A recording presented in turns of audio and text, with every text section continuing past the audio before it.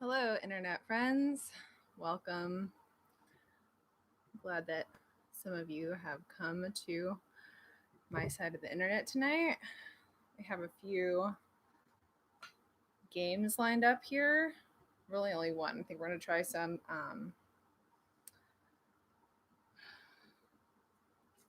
We're going to try some Mad Libs at some point. Okay. Why is it taking so long to log in? Anyway, how are you guys? Welcome. We'll let a few more people join this stream before we get started. Sorry, I'm just looking at these Mad Libs varieties, and I'm seeing what is possible.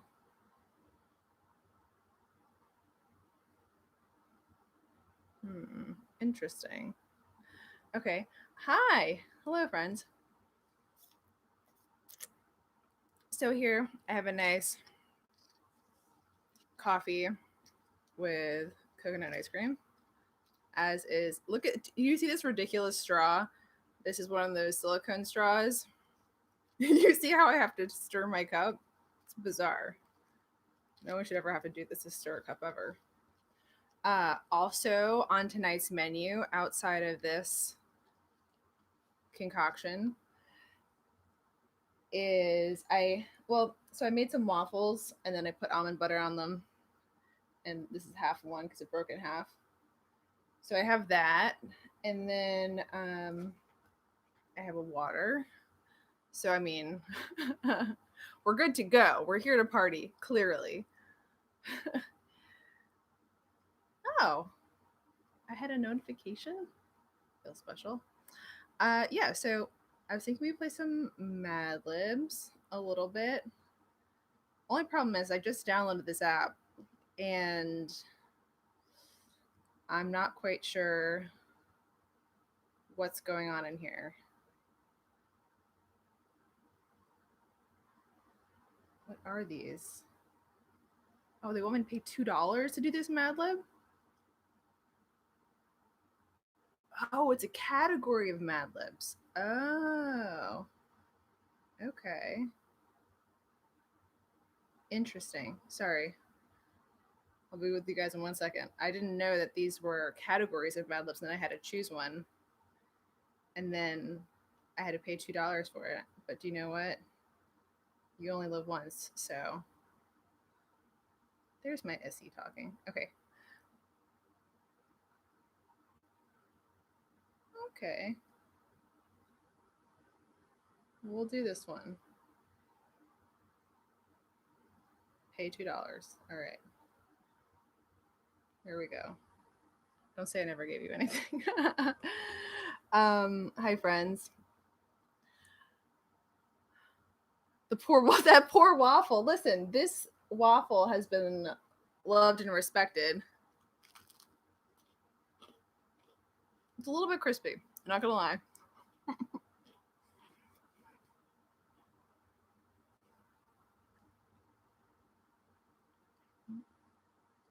All right.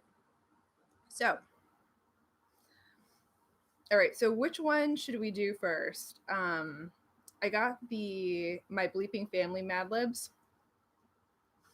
and the categories are Type A Mom, Are You the Least Favorite, Reality Show Drama, The Black Sheep.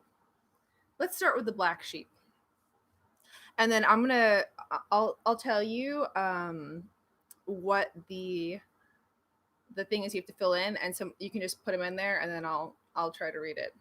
I'll put it in there. Okay. All right. So all right, someone give me a color. First person to give me a color.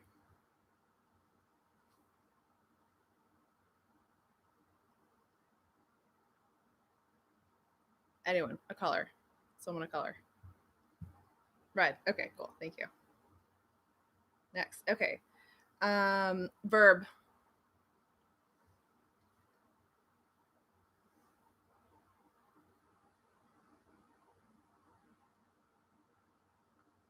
Verb. We're on verb now. No more colors. Verb.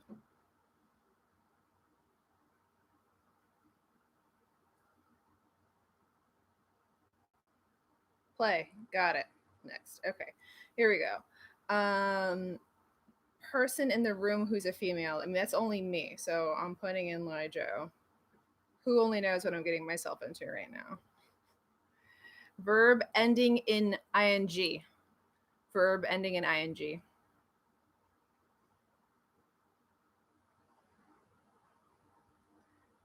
Verb ending in ing.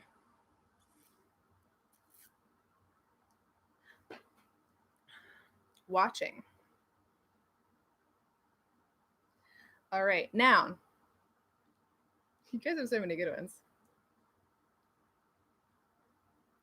Noun, person, place, or the thing. Puppy. All right, next. Number.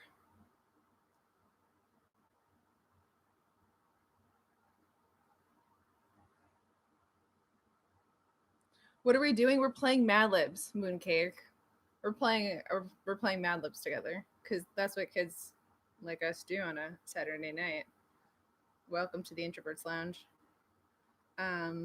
Adjective. Hi, friends. We're playing Mad Libs. You're welcome to join in. Then we're going to read back the thing that you wrote. Adjective.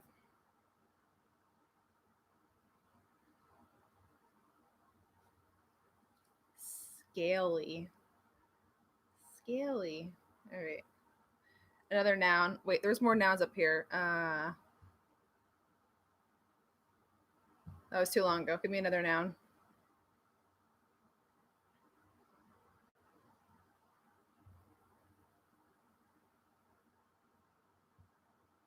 Cake. Done. Let's see. Verb. I'm going to steal one of your other verbs. I'm going to do tasting. Verb ending in ing. Oh, well, we'll do charming. Someone else wrote that one. I spelled charming wrong. Charming. We're playing Mad Libs for anyone else who's just tuning in. Noun. Someone give me a noun.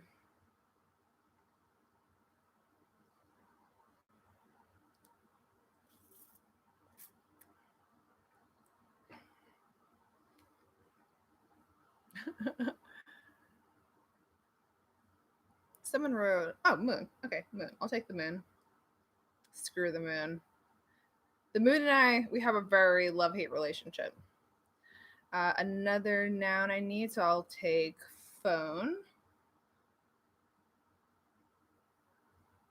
Another noun, so I will take spoon. Another noun, so I will take knife. Part of the body. Part of le body.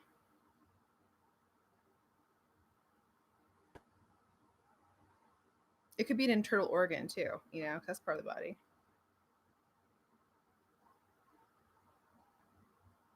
All right, we're gonna do toes.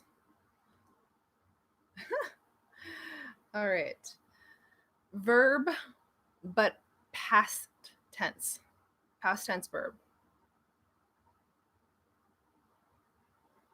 If you don't know what we're talking about, it's because we're playing Mad Libs and we're gonna have a good time. So past tense verb.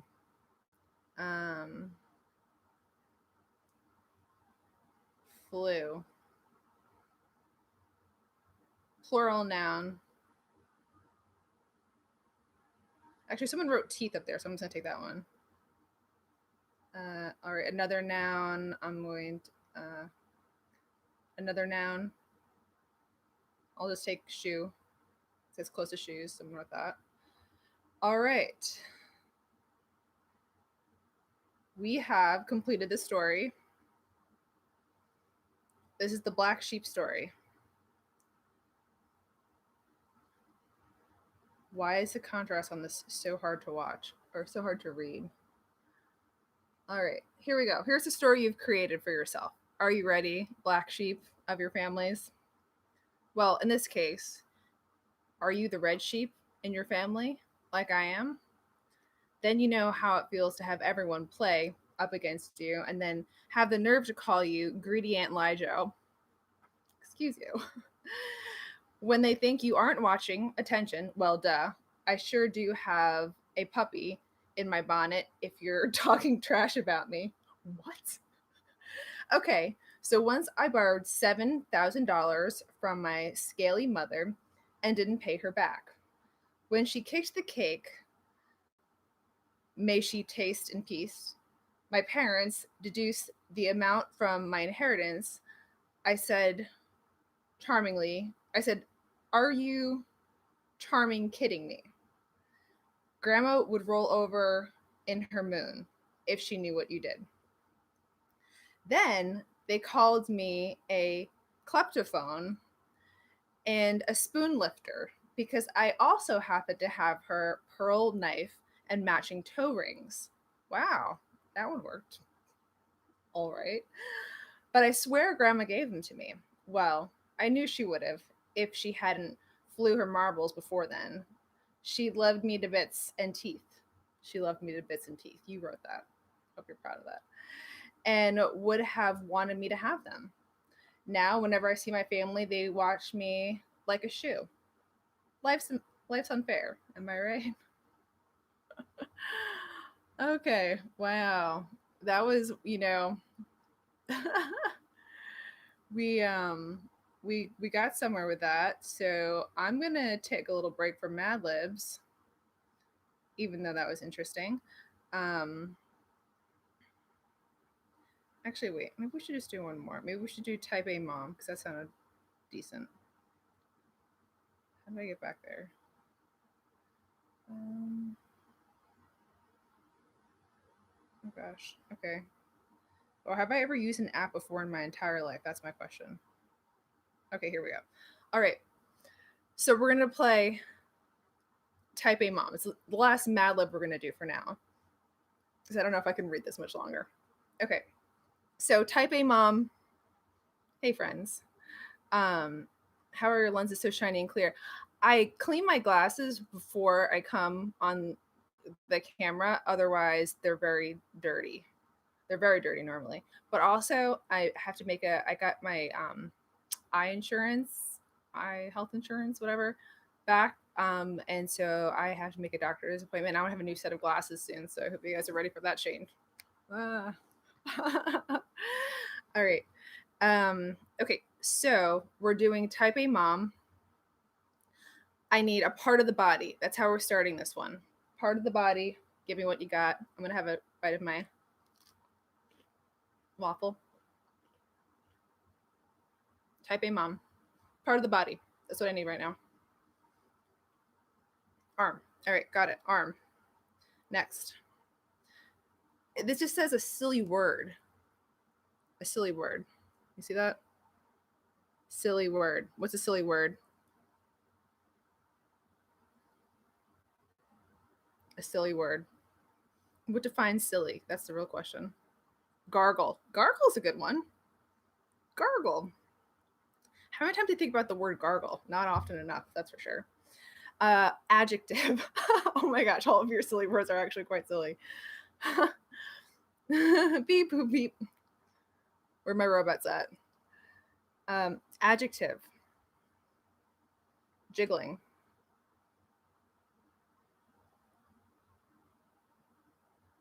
Noun. Give me a noun.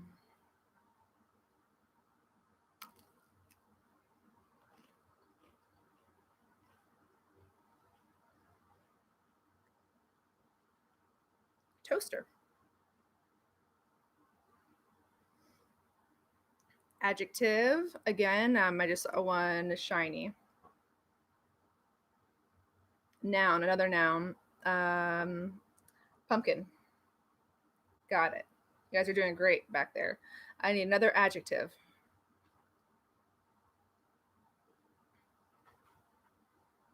Another adjective.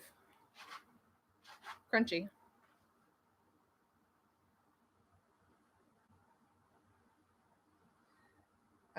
Plural nouns. I'm just going to take one of the ones you said, mushrooms. Okay. Another adjective, hot. We'll take that. Let's see, another noun. You guys just keep writing words. I just keep throwing them in here. This is a great symbiotic relationship. Goat. A verb. All right, we need some verbs. I feel so bad to think of anyone who's coming to this stream right now seeing this live chat. I need a verb. Verb.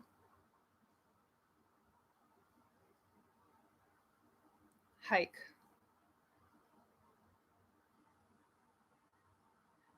Another noun. I'm gonna use potato. Let's see, another noun. We're gonna do, what was right up here? Another noun.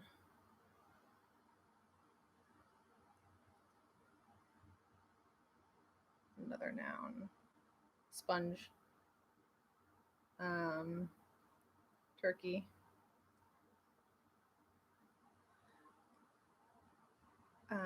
A verb ending in ing. We will take playing. I see someone wrote playing. All right, another noun. I see soup. We'll take that. Verb past tense. I need that verb with the past tense.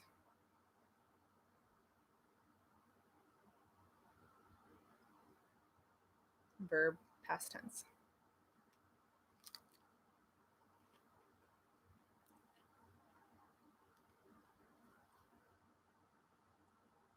Someone wrote yeeted.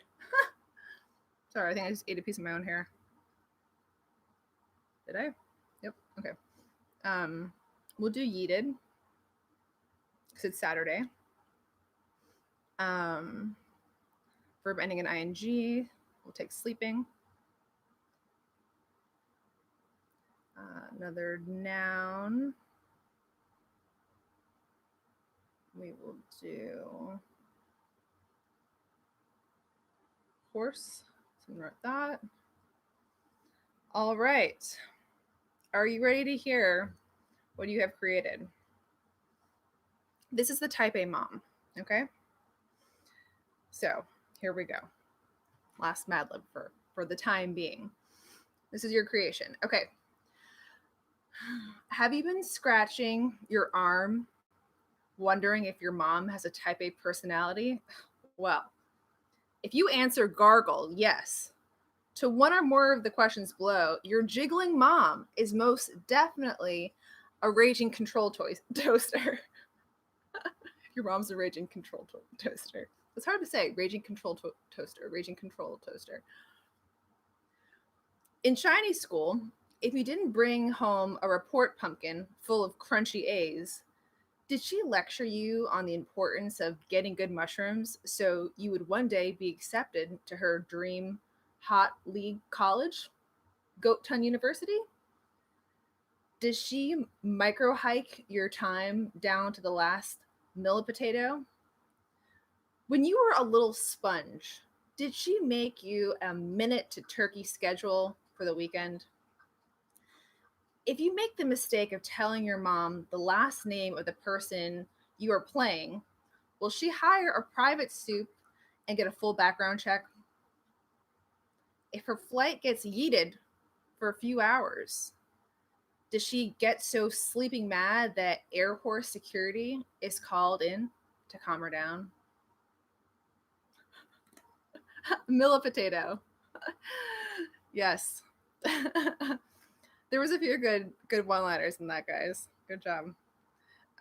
Speaking of moms, my mom just texted me. Okay. All right. So that's enough Mad Libs for now. How's everyone else doing? There was a few gems in there. And do you want to come up here? Come here. Come here. No? Okay, fine.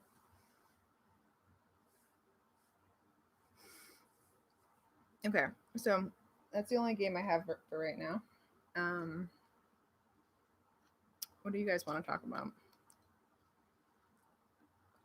The world is your millet potato.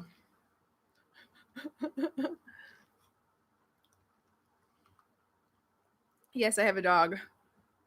It would have been funny if I was telling something else to come on up here. What could it have been is the question.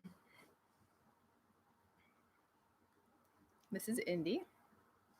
And he's a very good boy. Hello, friends. We are just playing Mad Libs. We are now taking a break because our creativity, we're artists here of the words. And, there has to be time between to let the brain breathe in its ways that it does. So, this is INDIE, Indy. He's my little millet potato. Yes, you are. We're going to use that word for everything now, won't we? Well. All right. Am I Italian? No, I'm not Italian. Let's see. What was it like when I first got my objective type? It's pretty much what I knew. It was going to be very close, but it was really cool getting like my audios back and kind of hearing everything for real, seeing my animal stack fully. So the whole thing was really cool. I highly recommend it if you're in the class to submit. If you could travel back in time to the good old days when you were 16 years old, I didn't write that, by the way. Would you have any advice to give yourself? Ooh, 16. 16 was an age. I think 16 was the age where I was on like antidepressants, like probably shouldn't have been for like 6 months, and I was like not myself at all. I would say, what would I tell my 16-year-old self? I would just tell myself that things get easier when I get older. Like, not to take. The thing is, like, I didn't take life too seriously, but like everything seemed very disorienting, kind of in life. Like, I felt like I didn't really. I wanted to understand more than I did at that age, and I would just tell myself, just don't worry about it. It's fine. Things will be much easier once you get to be more of an adult human. So, hey, 16 and listening. Let's see. What is my ancestry? Russian, French, Scottish, a lot of Scottish. I have some Egyptian and Danish and Finnish. That's it.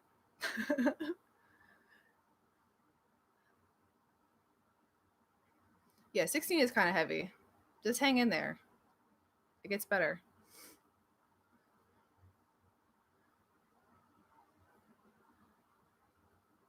When was the happiest time since? When was the happiest time?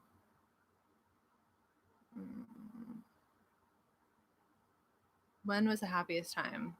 I don't know. See, like the happiest time is kind of a hard thing for me to measure because I feel like there are good moments and not good moments all the time. And that's just kind of like a constant like moving thing. Like I think especially when you have FI, it's like the emotional state doesn't really reflect the things around you. So if I'm like, oh, this was a really happy time, there could very well like not be any reason behind it that makes sense with my TE. Because the FI is just very personal. So I would say like some happy times would be actually, I think like the happiest times for me have been the times where I've been like, screw the things that society says to do or that you should do or the ways that things should be done and just really do what you want. Because I feel like doing and like not giving a care um about like how things should be and just focusing on like for myself like my fi like what I really want when I'm able to do those things, that means a lot to me because I'm like, wow, look at what I can do for myself. And so like, a few years ago, it's like I decided to work on some projects for after helping some businesses get a lot of success. I started to work on some projects for myself to build my own things. And I'm really glad that I did that, at that time in my life, because it was like you get to this point where you're just like, why am I helping everyone else be so successful? Like, why shouldn't I do that for me? So, okay. Hmm. Yeah, I've done the DNA thingy. Um,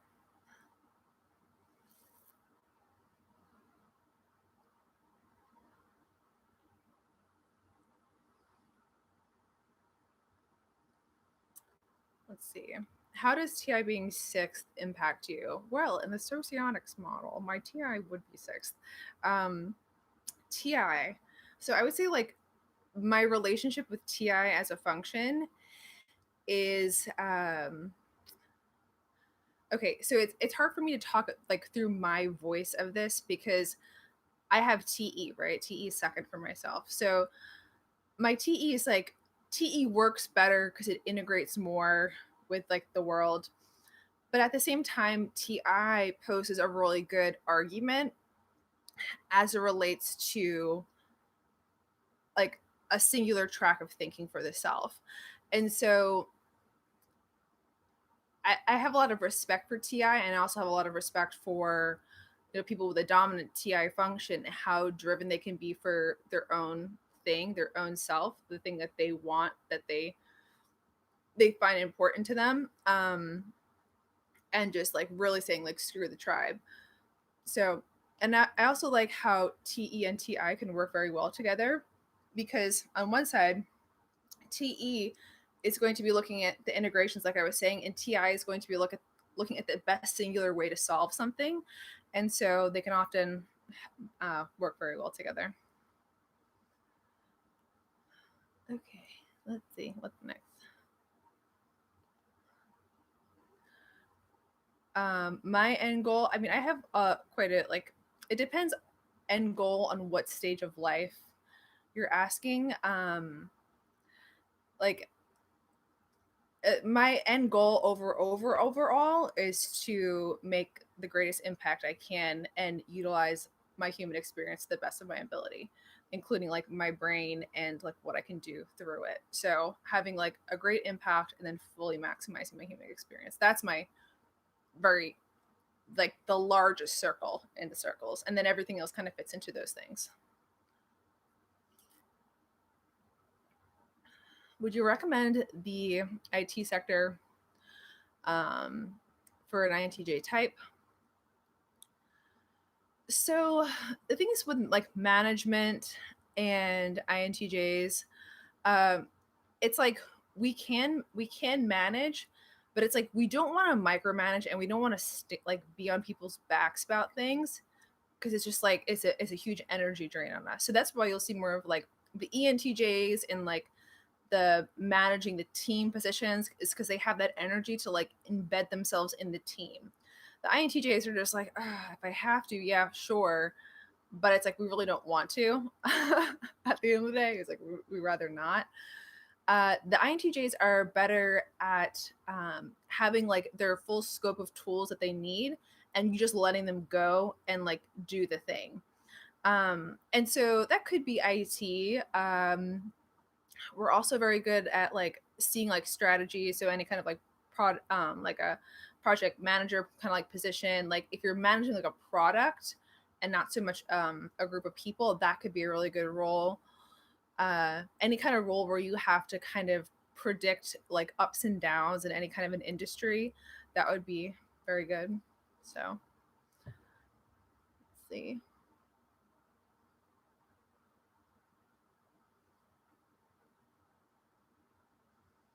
A long-term goal with my type videos.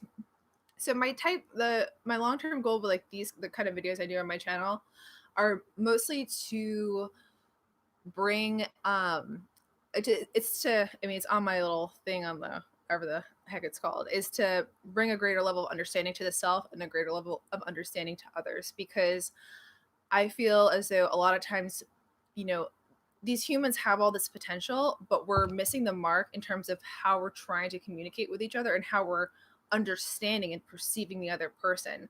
So, there may be some kind of, you may be trying to like, okay, let's say it's someone in your family, right? And you're like, man, like I really like care for my sister a lot, but we keep missing each other over and over again. And like, when is this ever going to end? Right. And it's like, with some of the tools of type and understanding how people's brains work and how your own brain works, you can triangulate your way to a better conversation and a better sense of connection. And so that's really the overall goal of these videos, is just to be able to navigate the human spectrum better, which is really why I was brought into type myself, because I was like, how the heck do I do the FE thing, which I didn't know was FE. So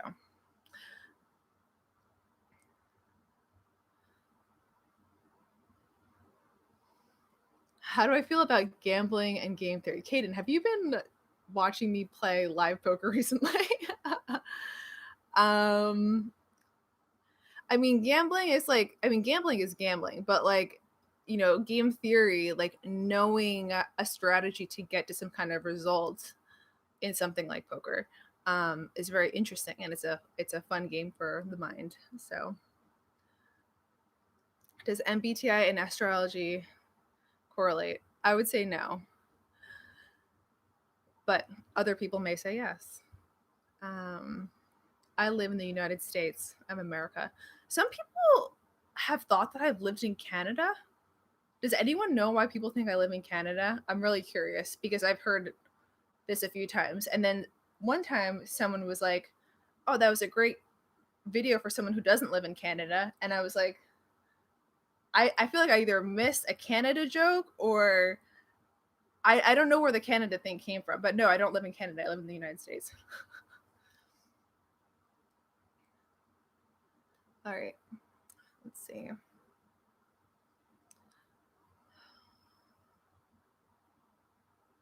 Liv Beret. Yes, Liv Beret is my girl. She follows me on YouTube, actually. She's one of my subscribers. And I think that was like one of the coolest moments. It's when she subscribed to my channel. Um, Ultra Nerd Girl live stream. Listen, nerd is just a perception. All right. Um,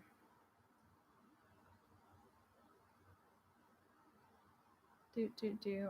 Okay. Yeah, if people, you kind of look Canadian, eh? The first time I read that, I thought I saw Canadian Elf, and I was like, "There's no way I'm saying Canadian Elf on live," and I just said it, but it looked like I said Canadian Elf. I'm not either. Let's see.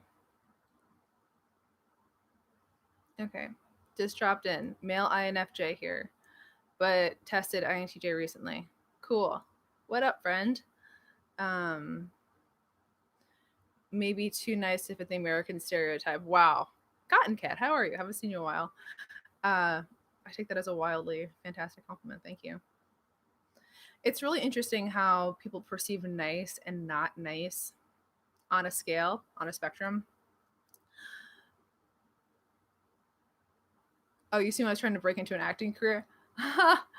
No, I not at all in acting. Never in a million years. I don't even think, to be honest, that I act at all.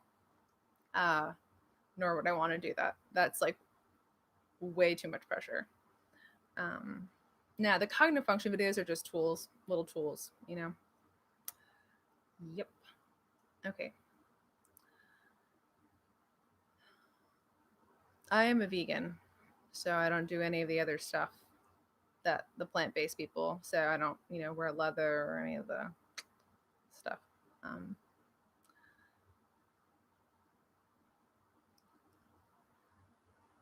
what is the most frustrating thing about an ENTJ being INTJ. So like, how do I see an ENTJ that's frustrating? Well, I don't really think I consider them frustrating at all. I think it can be kind of frustrating when they don't see for themselves like their internal world that they're neglecting.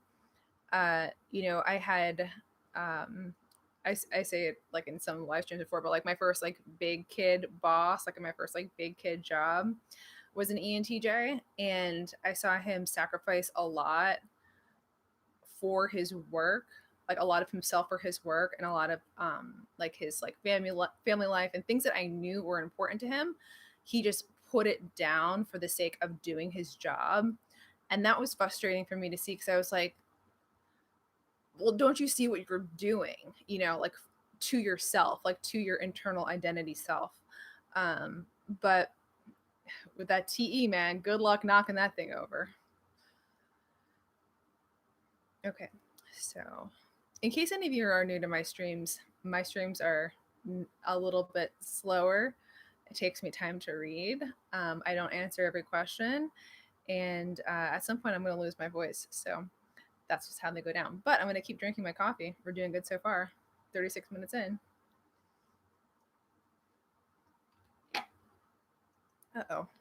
You're at the bottom of the cup.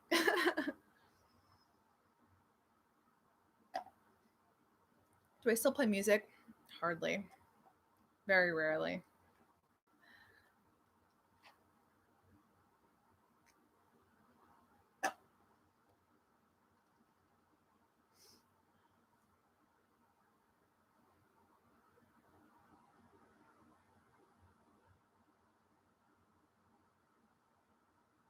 A lot of dead ENTJs.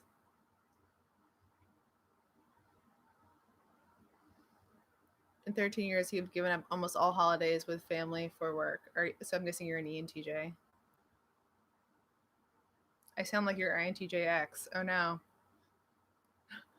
Coffee. Yes. I might have to like refill my cup. Like I might have to like, step away for a second it's only 6:11. So that means that I could have at least another half of this bad boy before I go to sleep tonight.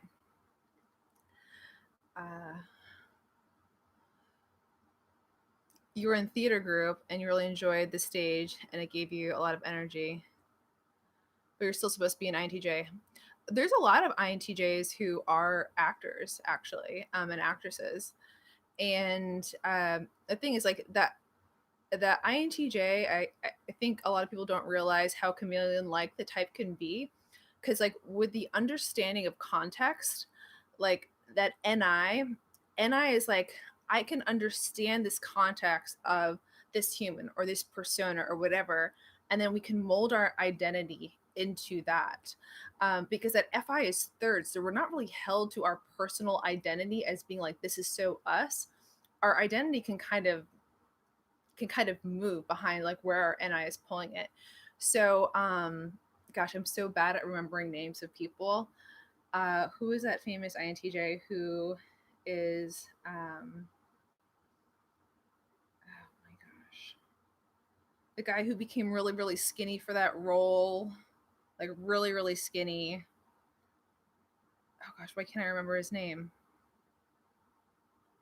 It was like kind of like a psychological thriller. Do you guys know who I'm talking about? Christian Bale. Yes, thank you. Christian Bale, yes. INTJ. So just kind of this crazy level of mind over matter, and the ability to kind of like shift the identity to kind of the context of the persona. So thank you guys for picking up on my slack of the words of the knowing the people. Okay, yeah, so that was like a little bit about also another INTJ who you may know from YouTube, Anna Akana. She is one. She does some acting too. And who else I can think of off the top of my head? There's more for sure. Christian Bale's meltdown didn't seem so INTJ. Listen, we have that FI third, all right? Not stable in the emotions. You feel me? Yes, Anna is. How did I get into MBTI? I got in because I realized I had a deficit in something I later found out was the FE function. And I felt so inadequate in it that uh, didn't I didn't feel like I was able to human enough to like be a real human, because I was like, how can I not do what I see as like other people doing as being such like a regular human thing? Like, why can't I do this and figure out how to do it in like the right kind of situation? And because I felt as though I was so lacking in a certain area, I went to go and fix the problem. And that's how I entered into the type world. I don't know who Mark Hyman is. There's a lot of people who I don't know who they are. Yeah, Anna Akana is like in the OP methodology, she's like my sister INTJ. So like we're like almost the same exact 512 type. Okay.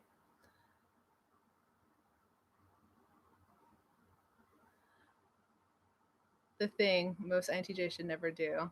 The thing. You guys, I don't know what happened with the thing video. That is like the cult favorite of this channel. It will come back to. The thing that INTJ should never do. What would be specific to INTJs? Probably like mess around with. No, some INTJs could really pull off the fireworks thing if they really like, you know.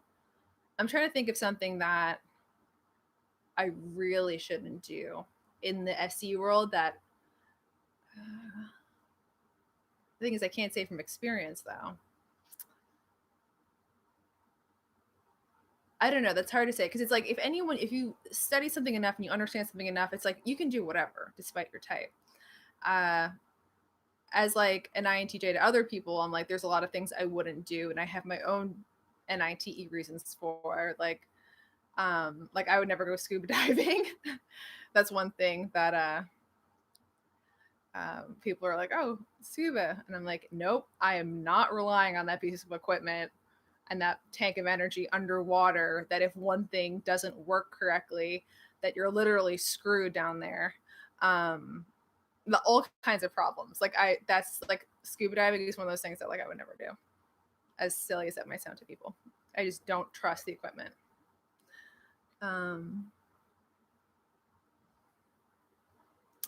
Yeah, it was a way to express yourself. Yeah, acting can be that for sure. Can be for sure, and it's also Indy. No, that's my waffle. Eating my waffle. That's one thing too that. Gosh, sorry, I got so distracted by the whole waffle dog thing that I don't remember where my sentence was going.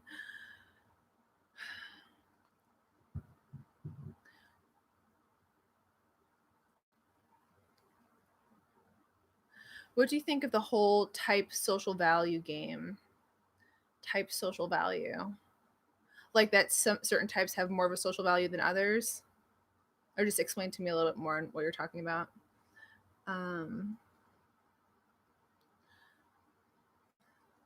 You hate heights and water caves.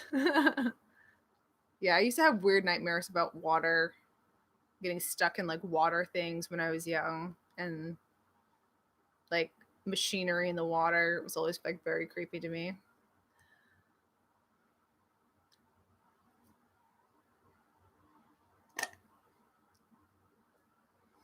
Okay.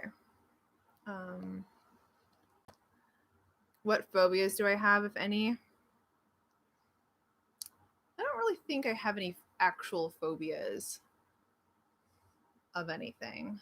Hold on, let me process that just to make sure that I phobia, like actually fearful. Yeah, I don't think anything. Nothing that's like fear or scared related, like legitimately. Um,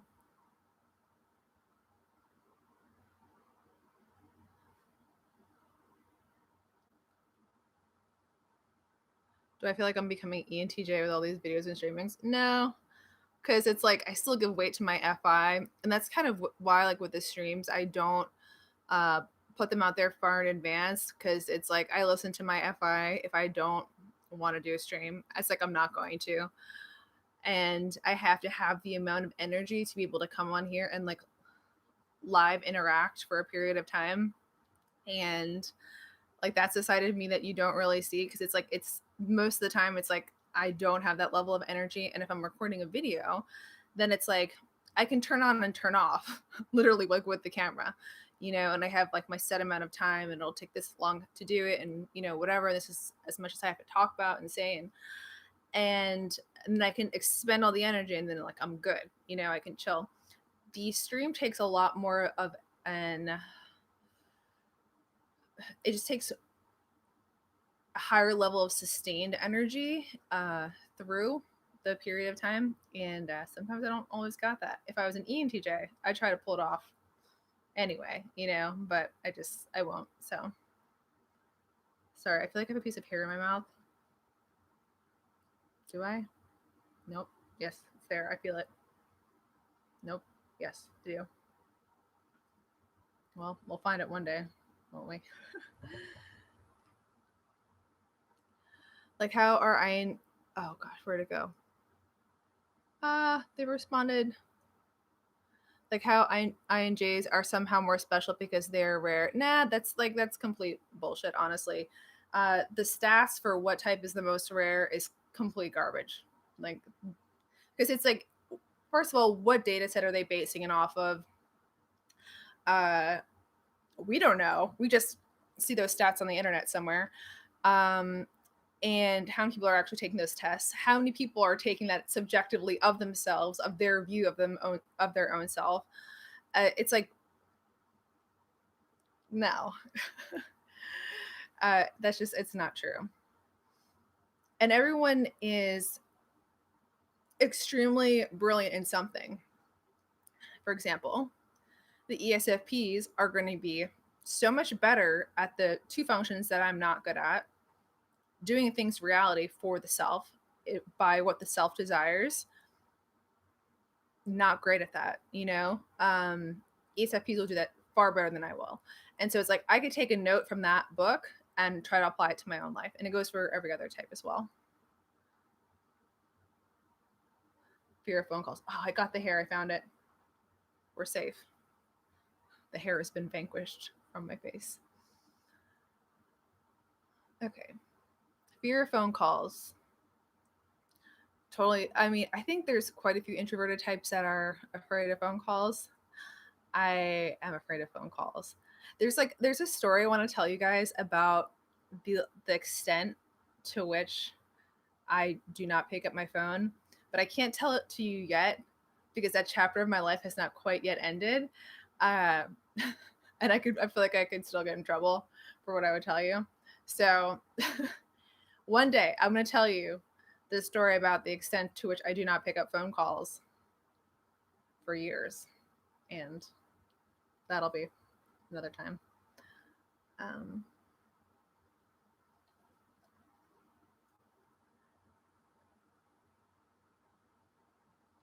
okay, my hobbies.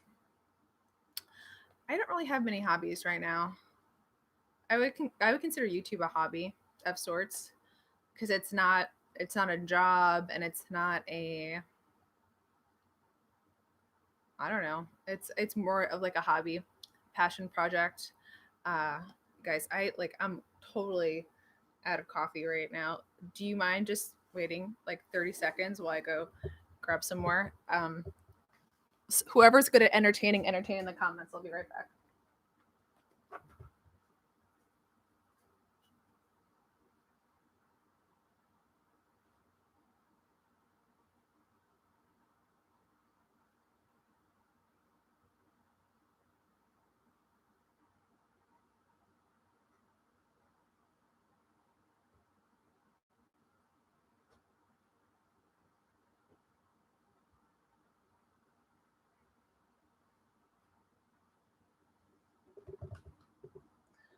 All right, and we're back.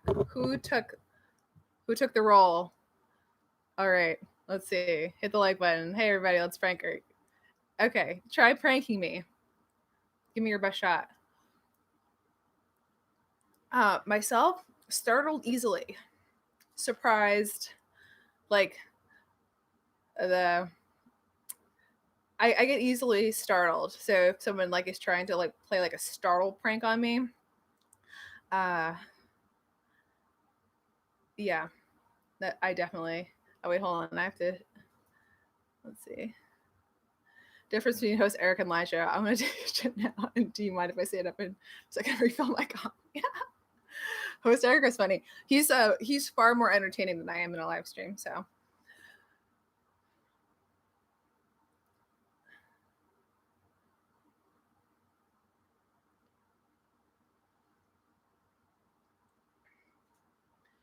do I think that people take typology way too seriously? That it's getting really inaccurate? I mean, what do you mean by too seriously? What is someone taking it too seriously? Like basing their life doctrine off of it? I mean, live your life. Like use it as a tool. That's all it is. Typology is a tool, nothing more. There's pieces of waffle like seriously everywhere right now.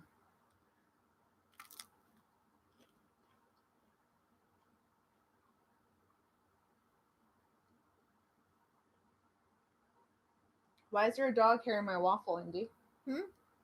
Why is there another one in my mouth? Is that your fault? Come here.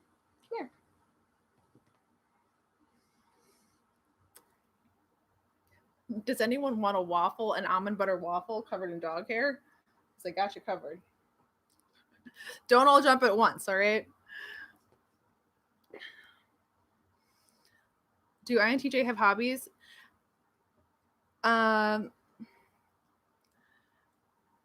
I mean, yeah, INTJ, everyone has hobbies. You know, everyone has things that they do and they like. INTJs have FI. We have things that we like to do. I can't think of, I don't have a lot of hobbies right now at this point in my life outside of what I consider YouTube as a passion project. Just because my time is being spent elsewhere a lot right now. So this is a gluten-free waffle made with pumpkin and flax. It's very boring.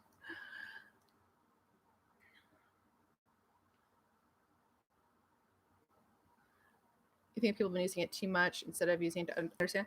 Like that's the thing with anything. So like when we say like, okay, sure, I agree. People will use typology as if it's like a religion and that they are, you know, followers of the MBTI religion. You know what? You have to take it for what it is. Okay. If people want to do that and base their identity off of it, go ahead. Doesn't affect me at all. Doesn't affect you at all. That's how they want. It's no different than if someone were to base their life off of the fact that they were a sports person, like a football player. You have a football player, right? What's their life about? Everything's about football. Everything's about learning about the footballs, learning about the 50-yard line. Terrible example, Lindsay, to be using in this context. So it's like, okay, so much of their identity will be based off the fact that they know that certain sport or that, you know, they're really involved in some other thing. You know, you have people who are, and this one might ruffle some feathers, but like, you know, you'll have people who become parents and everything that they do, their whole identity becomes about the fact that they're a parent and that's all that they are anymore, right? If people want to do that, fine. But it's like you're basing your identity off of a thing as opposed to who you actually are. And so if that's how people want to live their life, that's fine. If not, you know, choose your own meal of potato.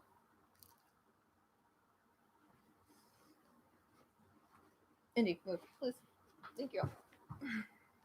This chair's only big enough for one of us, and you're a small 10-pound dog.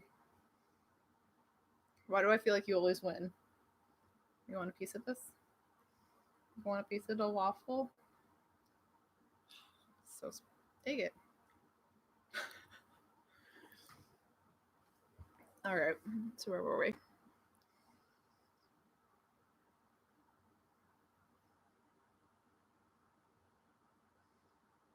Anthrax, all I see is that you said that you don't work out often. I don't know what that was in reference to.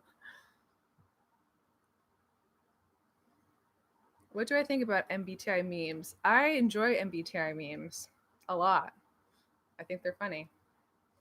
Um, yeah, I've made quite a few myself.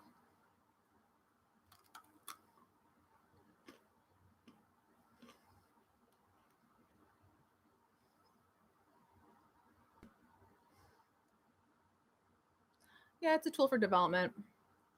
It's a tool for learning, understanding. That's very much what it is. Um,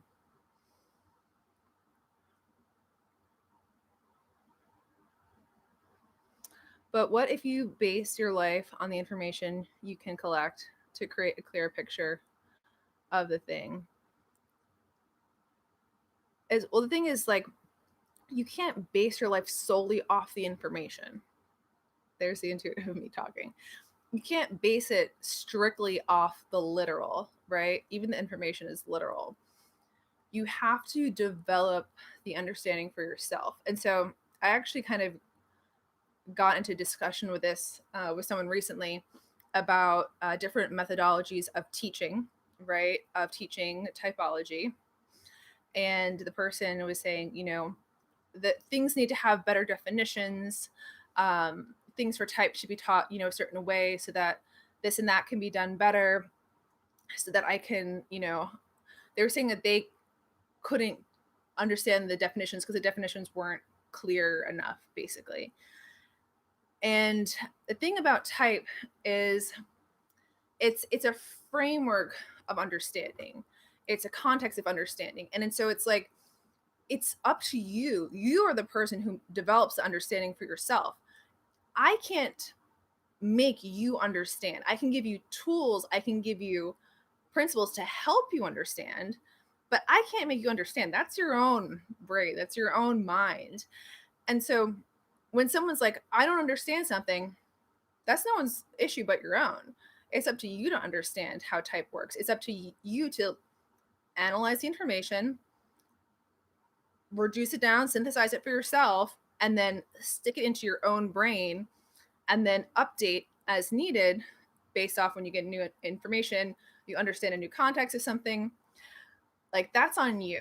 Understanding's on nobody but yourself. So when people are like, you know, teachers and like how things are taught and uh it's like they're just like all people who are teaching type or teaching anything really is like they're they're just like what's a good um it's just like we're selling like multi tools. Like we're selling the little like tools that you know have the scissors and the knife and the screwdriver in them, and it's just like here, like I can give you this. Here are some tools you can use. Up to you to apply them. Up to you to figure out how to use them. I can't give you the tool set and it's you can't bring it home and it builds you a shelf, right? That's not how it works. It's like you have to take it and build the shelf. Like that's up to you, not the person who is giving you the information. Where did I get off that rant? Um, all right. So,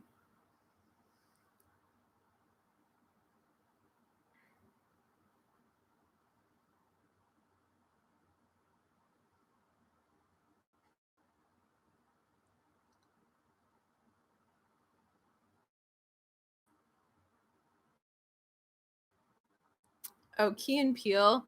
Peele are great for and single observer kind of like scenes. There's so many good ones that illustrate that stuff from their sketches.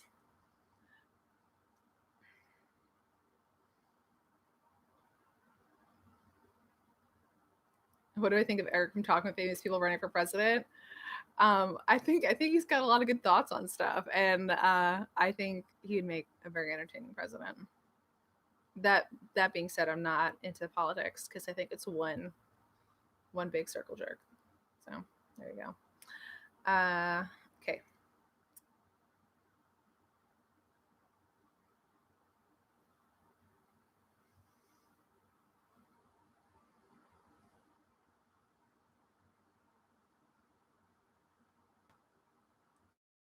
Okay. Sorry, I'm trying to get not lost in the comments. Some types are naturally a lot less sensitive to the concept of typology at something that makes sense. Have you ever been told you are arrogant or that you think you're better than everyone else? Um, I mean, there's some people on the internet who've said that they think I'm arrogant or narcissistic, but no one in real life ever has said that before. I think that INTJs or anyone who has feeling as not a first or second function is they're not going to appeal to the emotional spectrum of either themselves or others as well. And so sometimes it's harder to see our kind of like intent and our human nature in what we're portraying. So I don't think that, I mean, some people just don't understand me in real life. Like that would be like, they don't get why I'm a certain way. They don't think I'm arrogant though. They're just like, oh, Lindsay kind of like does her own thing. That's how they perceive it.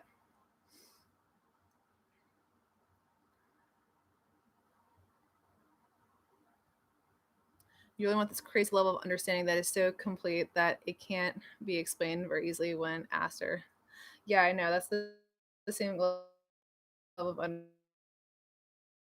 understanding one of everything. For more waffle. TP you can get along with INFJ and INTJ.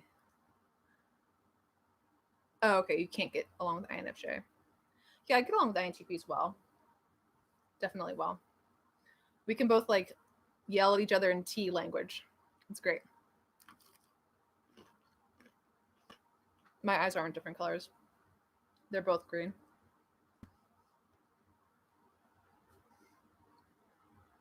My ego is huge. INTJ. You know, I think some people say that, but I don't really think of myself as having a huge ego. I mean, the ego is there for sure, but you see really how clearly when you see your faults at such scale and you see the level in which you can improve so greatly in certain areas, it's just like it's not like you think little of yourself, but it's like there's so much that can be improved on. And that's very much how I feel. I'm like, I could be so much better at certain things as it relates to the cognitive functions and really nailing them down at a higher level. So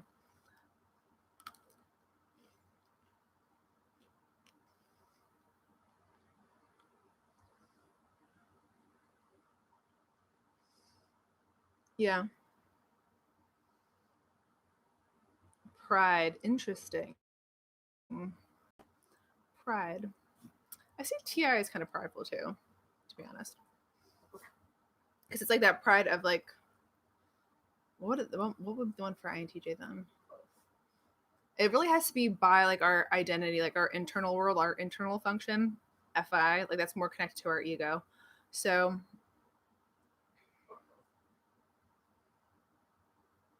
Indy, here, take this part of the waffle, little brat.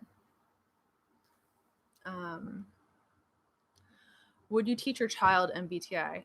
By my child, do you mean my Papillon? Because I've tried to teach Indy type, and he's just not having any of it. I was trying to explain to him how how he has this SI function. He has SI first, and then he also has this FE function. Indy's an ISFJ, and he just wasn't having any of it. And then we went outside, and then he got scared because there was a plastic bag that was in a different place, and he lost his cool. And I was like, Indy, that's because you wanted the sensory to be organized, and he didn't understand. So I'm working on teaching my, but so far it's not quite there yet.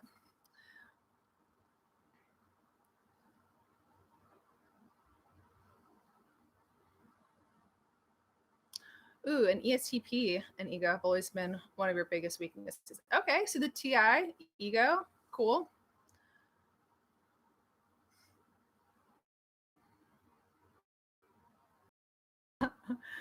You also want a bite of the waffle. Listen, if I could give everyone a bite of this waffle, there'd be no one left in this live stream anymore.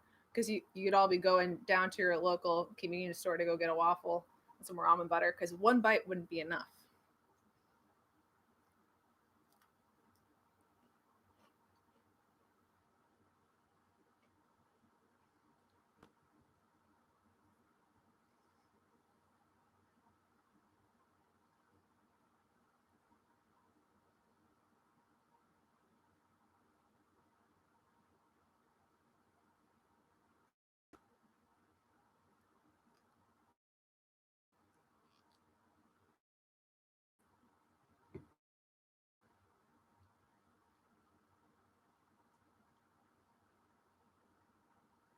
What kind of food do I like and dislike?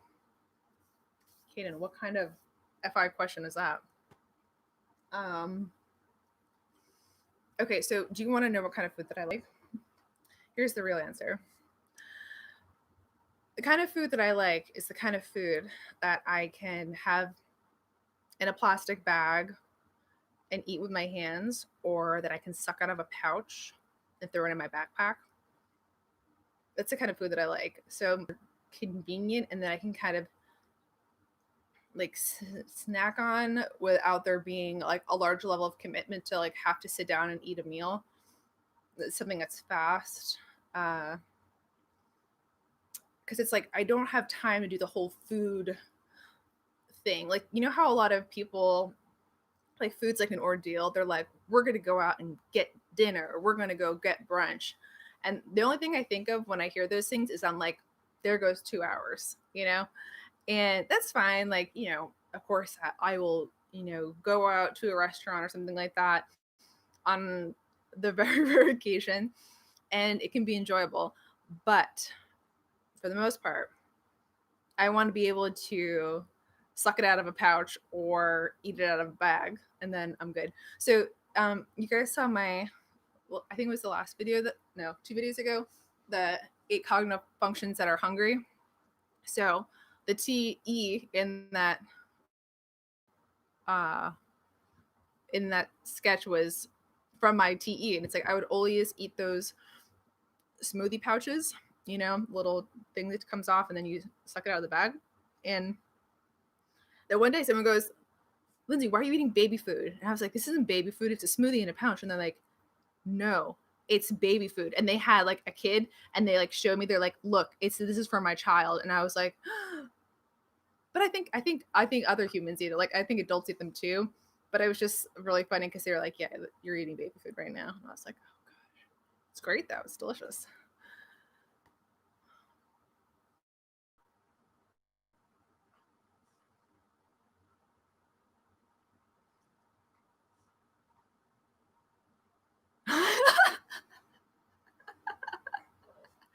And Thug says I eat like an astronaut. That is funny. Hold on, I'm gonna take a screenshot of that because I don't want to forget it. That's very funny.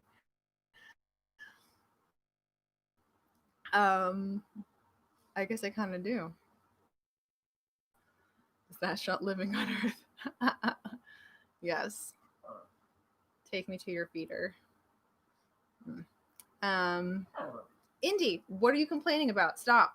Oh, gosh, he still sees I have more waffle. There, eat it. Stop annoying me.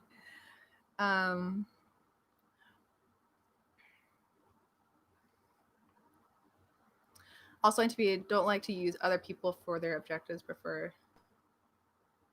Do you know what? So this is an interesting topic. And I don't think this is addressed directly, but it reminded me of it.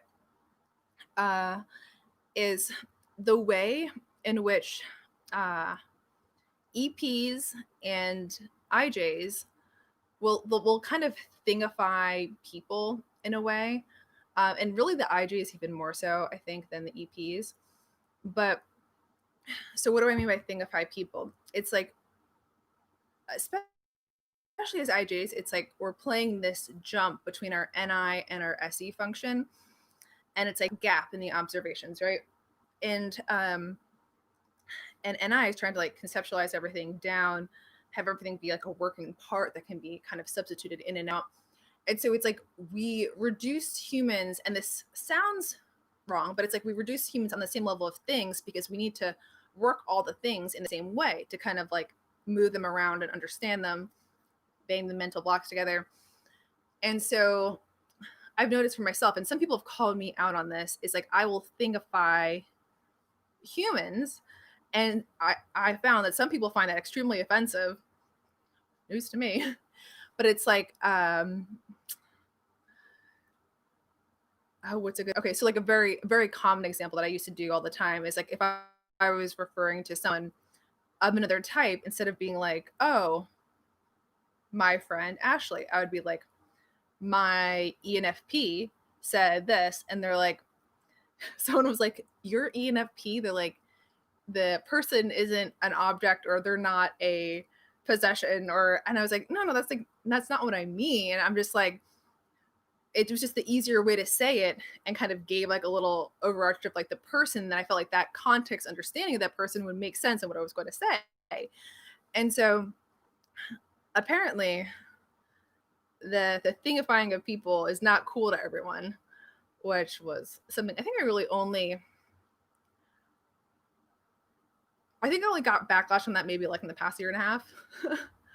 But it's interesting. I mean, I think once you understand someone, it's like you're like, oh, they're not trying to be mean or weird or anything with it. It's just kind of how we refer to everything's kind of a thing to us. You know, everything is something, and it's not just anything. And all the things can come together to be something really great. But unless you're thinking about them as something and something different, then they are really just, all disjointed. So it's like they have to be something, and only you can do that.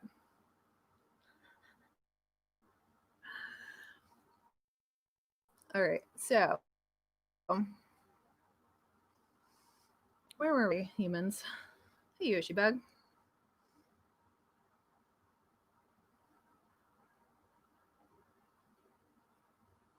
You call your wife your INFP. Mm-hmm. Yep. We'll get hungry sometimes, and I.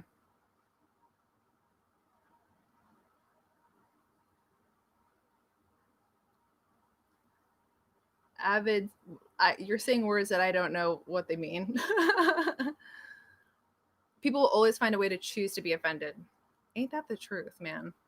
Let's drink to that. Coffee and ice cream. Is that an obsidian stone? No, this is smoky quartz. Smoky quartz. But I can see why you thought it was obsidian.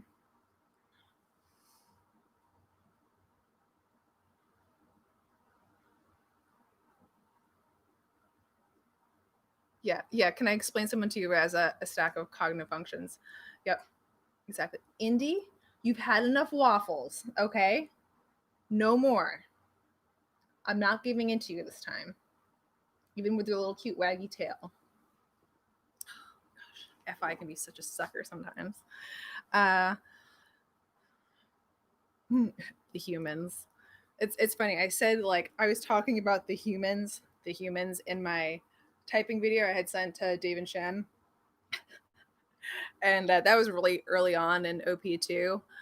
And it's funny. It's like they make references to like the humans and like knowing how to human, like really ever since then.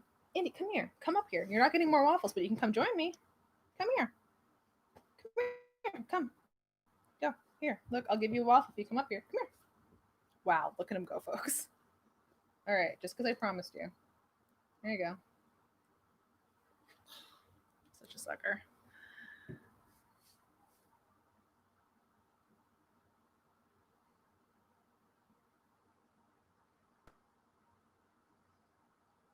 It seems like INTJs are more fortune tellers than creators. Uh,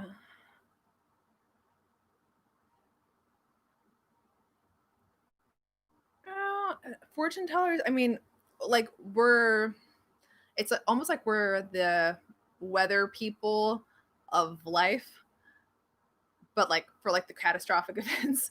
So not so much like fortune, but we definitely will be like, hey, this is probably going to be a problem. Like we really anticipate well usually what might be happening, what may go on, with, and that makes us usually very prepared when the time comes around to something, because we've done the simulation and all that game and jazz. So less of a fortune teller, more of like a weird alien weather person.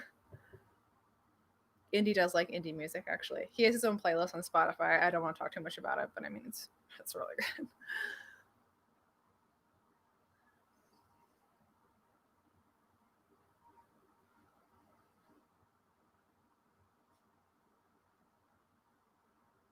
Oh, you just joined Objective Personality.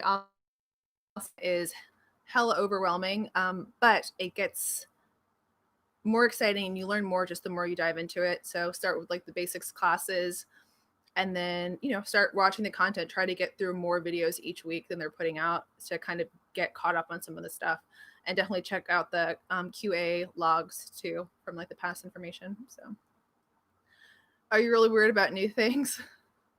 Great question. So it's like any type, you really don't want to see the things about yourself that are true, and that includes new things. And it's definitely had to be I, I realize now, when I'm honest with myself, how weird I am with like new things, and seeing that against the spectrum of other people, because it's like we're the things that we do innately, we're not judging against them, right? Because it's like that's how our brain just default doing it. We're not considering how other people do it.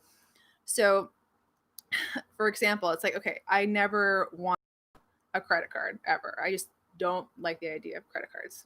Um, and so, my family was always like, you have to get a credit card. Just you have to get just what blah, blah, blah. I'm like, okay, like I see whatever bull credit, like I built credit in other ways, but I was like, okay, finally. So after years, I got a credit card, right? And then I had that thing activated in my wallet for like 11 months. And then I was like, oh crap, like if I don't use this, it will, like I had it, but it's like it was still too new. Like I didn't want to use it yet. I was like, what if like a charge comes in and I don't know where to find it? Or like, what if, something else, like, it was too new. And so like it took me 11 months to use it ever. And then, is there a piece of hair on my face? Did I get it? It's your hair. You're guilty. Um, and so then I finally used it and like it was fine, or it's like, uh, I really need like a new sweatshirt or something like that, because like, or I need like a new like black shirt for work with buttons on it, because my other one has a hole in the armpit. And it's like I'll get one and it's like I won't wear it for like a month or two. It'll just sit in my closet until it's no longer new. It's like I actually do that, and it's so weird now looking at myself from like that more objective standpoint and be like, why? It's very strange. So yeah, I can be weird with new things. What else do I what else is like new that I won't tolerate? There's probably a lot of things, but those are just two things I can think of off the top.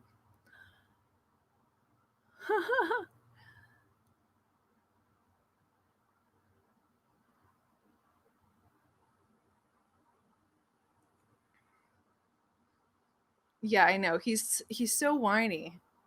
You're so whiny. You want the waffles. There's one more waffle left, and he knows it's underneath the paper towel that's over here, but he can't get it. Okay. Um, let's see. Doot, doot, doot, doot. Most embarrassing moment. What would that even be? Most embarrassing moment.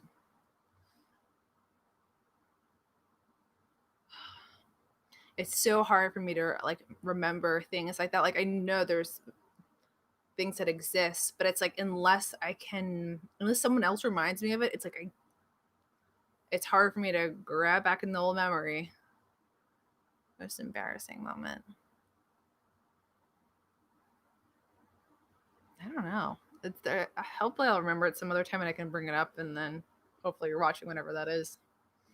Yes, this is my cat. It's a very cute cat. Very temperamental sometimes. No, very too smart. Mm-hmm. I love you. The waffle.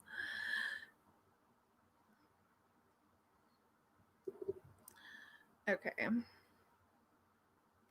Ah, tertiary function. Which tertiary function are you trying to learn more about? Friend who is new to the stream. Yeah, Indy's a very loud cat. What new habit am I trying to develop at the moment? Whew. Uh, the new habit I'm trying to develop at the moment is not feeling as though I have to rush anything on anyone else's behalf but mine. I hate the feeling of feeling rushed by anything. It to me, it's like the worst. I hate feeling rushed because my work is not as good. I'm not at peace. It's just like my internal level of frequency is raised, and it's not an experience that is good or healthy for me. And my quality of what I'm producing goes down. But I feel as though, like, certain circumstances, like, I'll, by no one else's need but mine, I will feel as though like I need to rush for some reason. Like I need to, or sometimes people will be like, oh, I need this faster, or we need to like do whatever. And so the new habit I'm trying to form is to not pay any mind to the speed in which other people, or I think the world requires frequency and production to happen.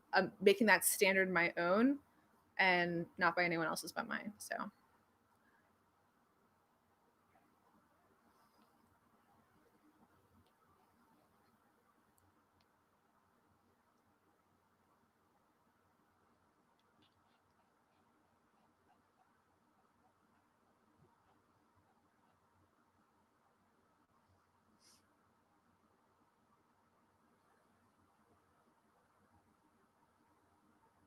the sense of bullshit urgency that SJ gives. Other okay.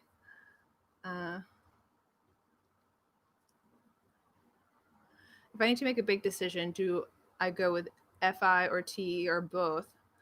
It depends on what the big decision is relevant to. If it's relevant to you little devil trying to sneak the last. Oh my gosh, you are incredible, Indy. All right, here you go. Go get the waffle. Oh, she's so annoying. So if it's something that has to do with my life and my personal world, then definitely FINTE. I would not want to make a decision with just TE as it relates to like my personal life, because that would not be a good way to make that decision. If it's something outside of me where my value on something doesn't really matter, then just TE is fine. So it really depends on the context of the decision.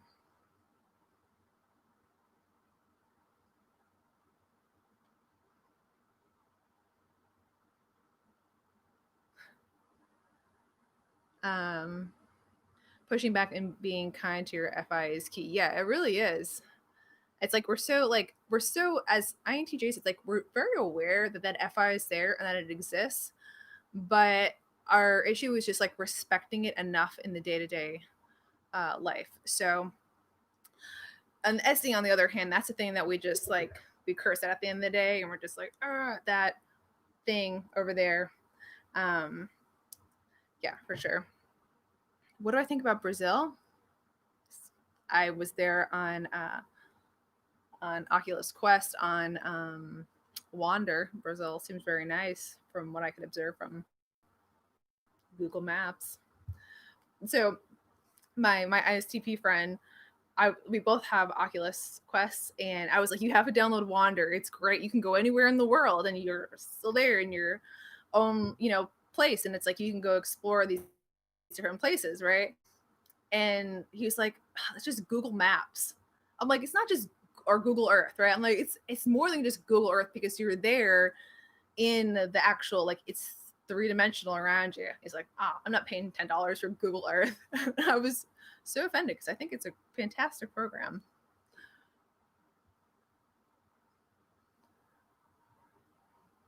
Do I have any interesting SE hobbies? Not really at the time being. I can do some cool stuff with fire.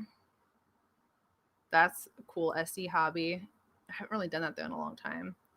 I used to do some aerial silks. That was SE, more SE-ish, but also very NT, like puzzly. But unfortunately, I don't have really time for any of those things now.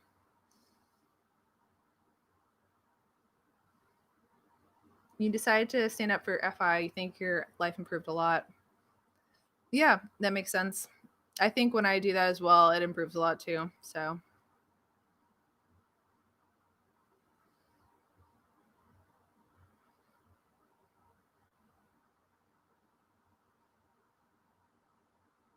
that's a funny story. I'm not going to hear that one alive, but okay. Do I know any other language? I know some Spanish, but not enough.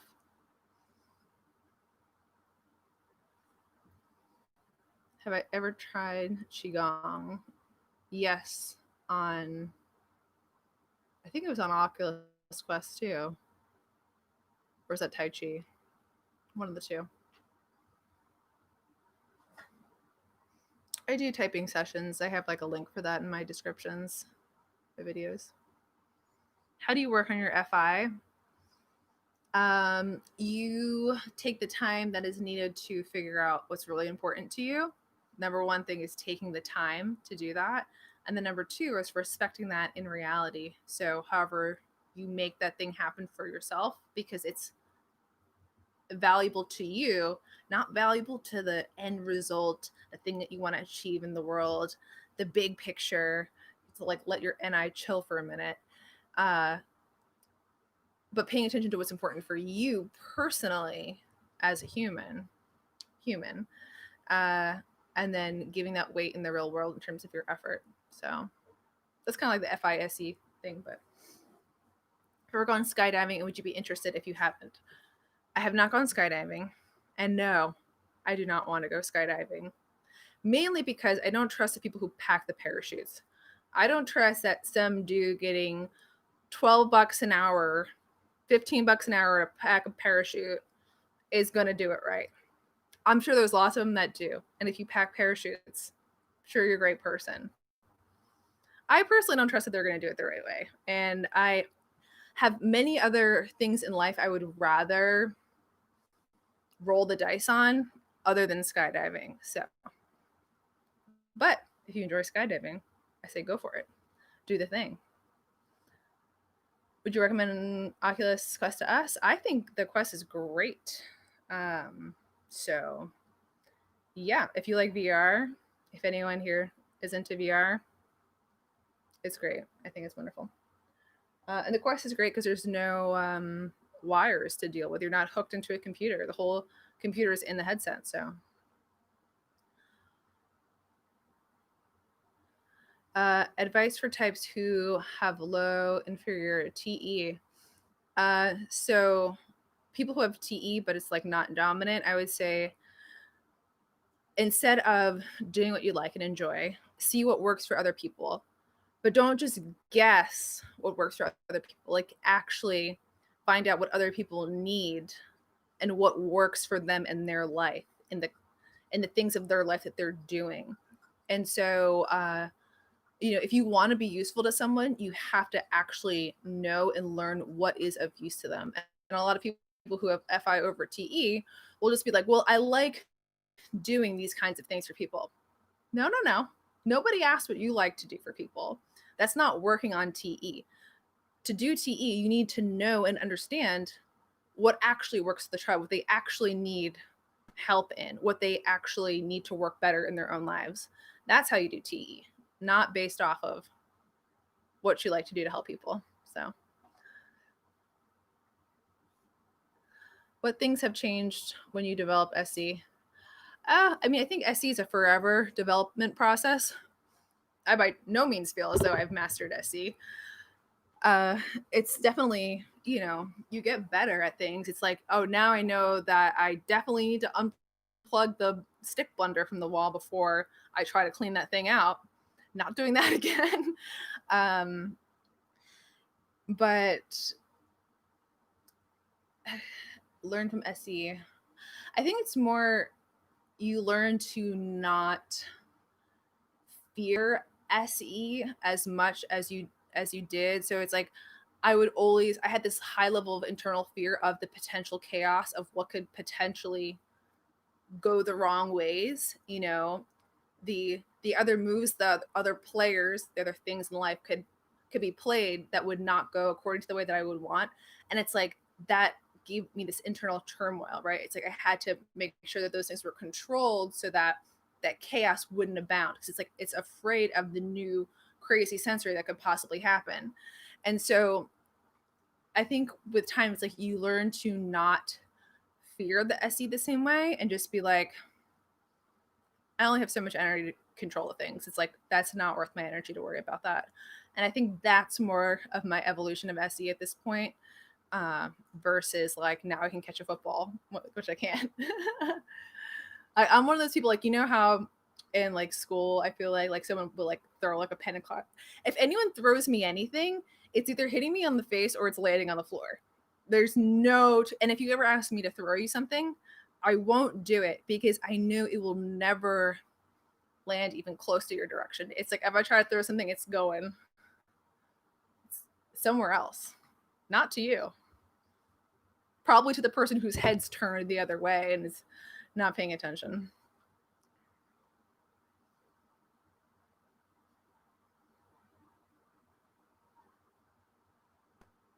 Mm-hmm.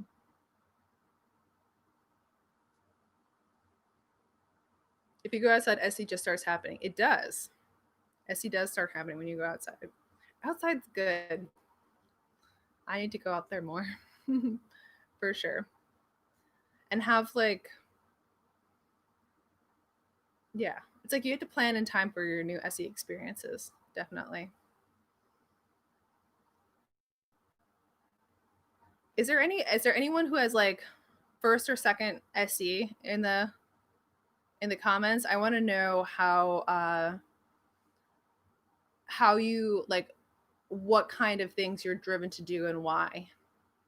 I want to know more about your, like, really to what Carl Jung is saying. Like he talks about SE being sensation seeking, and that is the perfect way to describe it. It's like you can't describe it any other way more perfectly than sensation seeking, right? Outwards, external. And it's like, what is the new sensation that can be experienced by the thing I read, the thing like I do, like what's the new thing over here? What is the new update on this? Like it's just like a role of sensation that it's like taking in, taking in, taking in, taking in. And it's wild when you see it in action.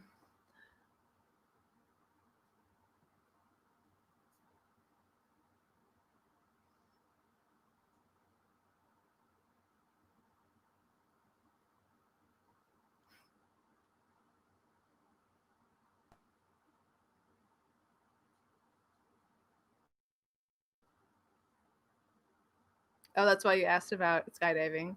Vincent Ham, what's your type? I'm glad that I helped you not to be as as controlling.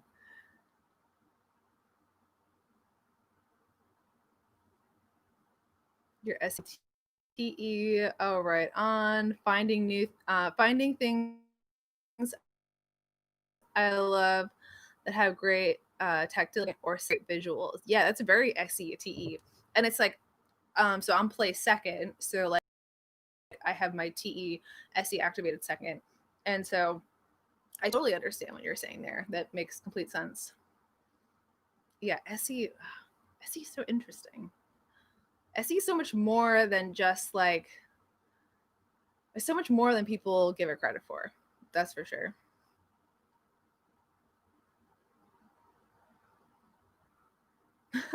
Your dad uses it to make sure everyone's okay and that no one's trying to mess with them. That's funny. Um, Listening to heavy music in your room and headbanging until you get palpitations. High SC. What are you like? FISE, TISE? Uh, Adrenaline from running the treadmill at max speed. That sounds terrifying. It sounds like, you like move your foot one wrong way and then you the treadmill. ISTP. Gotcha, Vincent Ham. TSC. Gotcha.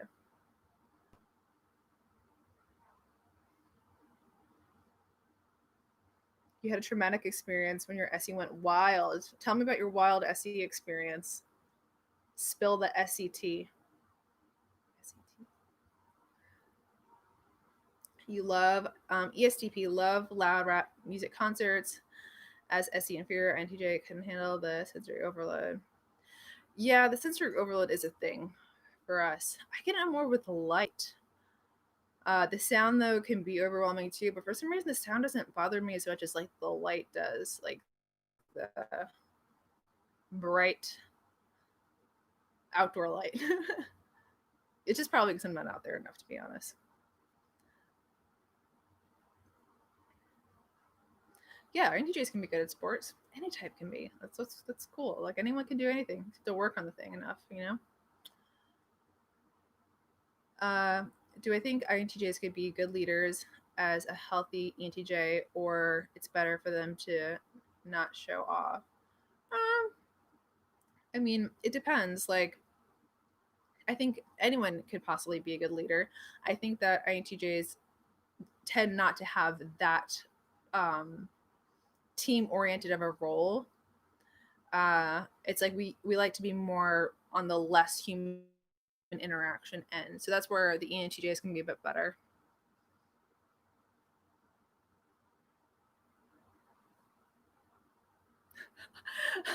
Running on the treadmill at max speed is legitimately terrifying.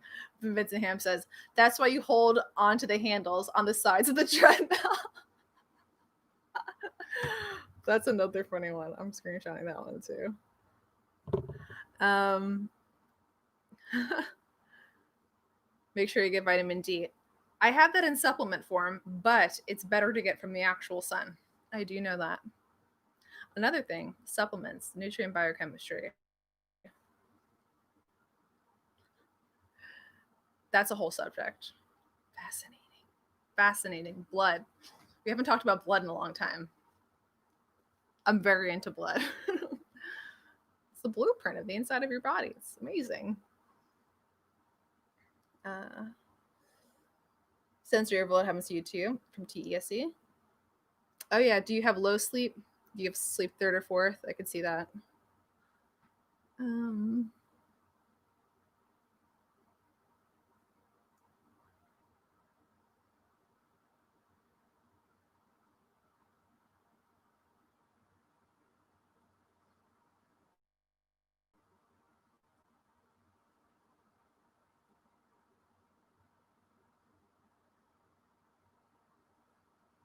Everyone's talking about sprinting on treadmills right now, and that's just something I would never trust myself to do.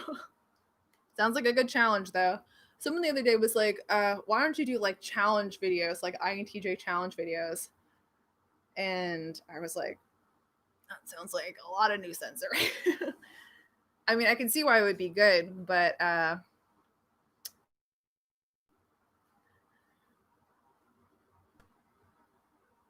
primovascular system, I have not.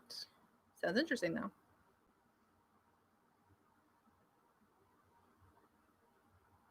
Yeah, get up early, sleep earlier. I've gotten some great nights of sleep, like recently, like 9 o'clock. for the boys, right? 9 o'clock, my head hits the pillow, I'm out. Very happy. Yes, blood keeps us alive. We are very vulnerable. But it's all the things inside of the blood that's so interesting. It's just like so interesting. All of it. It's also connected too. Like that's the thing. It's like in you know, people are so used to like addressing the singular conditions that they feel like they see within their bodies and in their health. And they're like, oh, this one thing is wrong. It's like that one thing is probably related to 5 other things. So it's like we need to find the whole thing that is actually not operating as it should. Maybe it's a deficiency, maybe it's like too much of something, maybe some kind of allergy, but it's like there's so many things that are connected. And it's like the deeper you dive into biochemistry and like how these things interact with each other, it's like the more you're just like, it's all one. It's so much like it literally the whole body is this living organism and all the parts rely on each other. Like the chemistry, it's so resilient, but it's also can be affected so easily.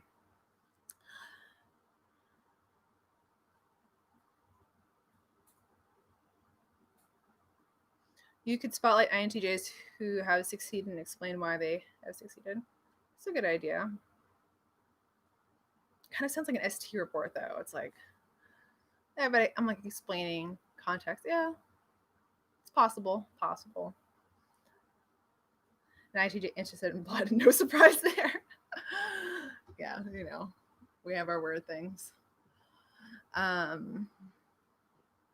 Oh, you're in cell chemistry right now. Very interesting. Tell us about what you're learning. Give us the scoop. You're on sleep deprivation. Yeah, just try not to do it. I say, as I take a long sip.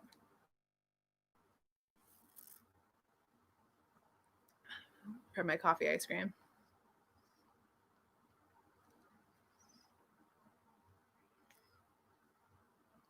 And I gets lost in research. Yeah, and I gets lost in like holes of research. It's like we like get hooked on a topic and then forget about it. 3 hours later we've gone down not multiple trains, like multiple directions. Like it's not like an NE way of researching, but it's like we're deep diving on it. Like we found a funnel and we're going down that tunnel, like funnel to the end. It's like we can't escape once we've kind of picked up on a scent of what could be connected to something else. Like forget about it. There's been many a night that it's been very late and I'm like scrolling and it's just like some long study about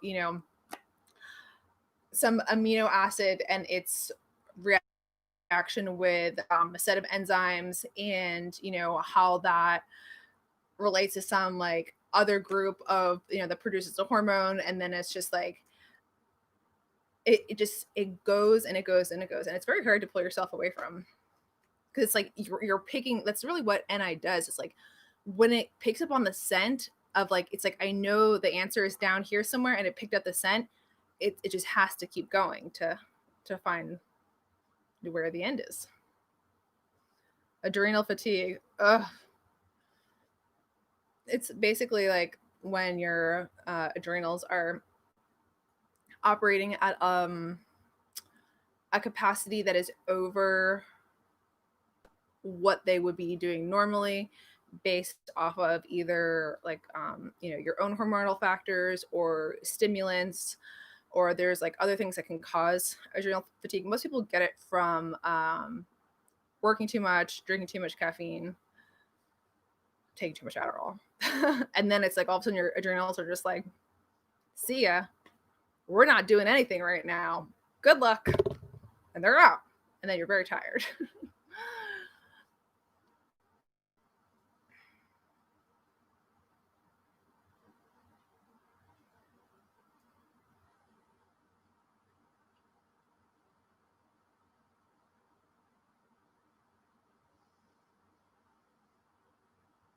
Do I have SE Doms as friends? What do I feel about them?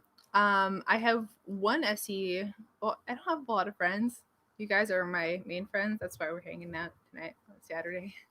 Uh, my business partner is SE Secondary, also a very close friend of mine, and he's TISE, and great. It's taught me so much about the sensory.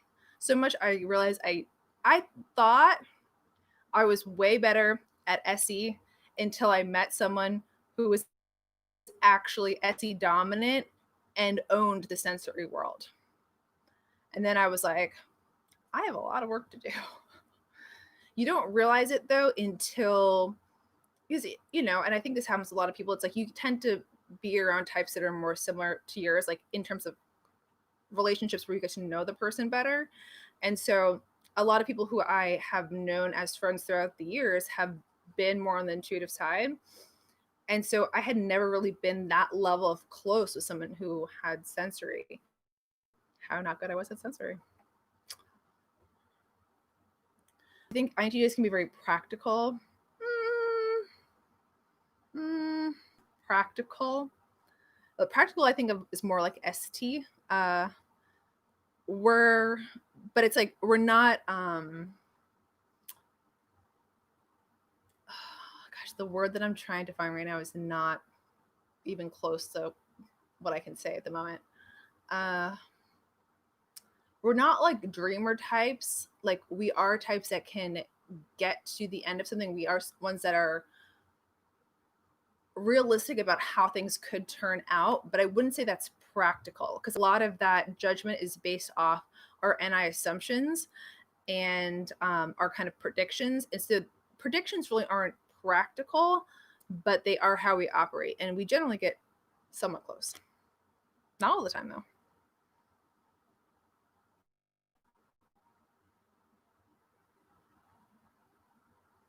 Why is your SE partner a problem or relationship problems? Why do you think relationship problems come from that area? Is my question to you, Jasmine.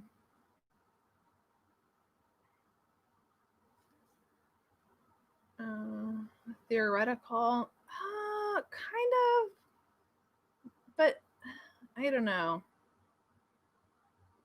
Hypothetical, no. It's more like likely than hypothetical.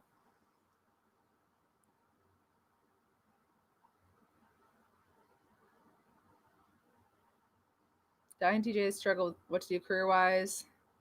I struggle with tiredness. Yeah, I mean, I'm always tired. I'm always playing the energy game of like, I don't have enough energy to do all the things. There will never be enough time and enough energy to. It's just like, yep. Career wise, I think we figure out eventually. I think usually the late 20s, early 30s is where the INTJs will kind of lock into their more defined path.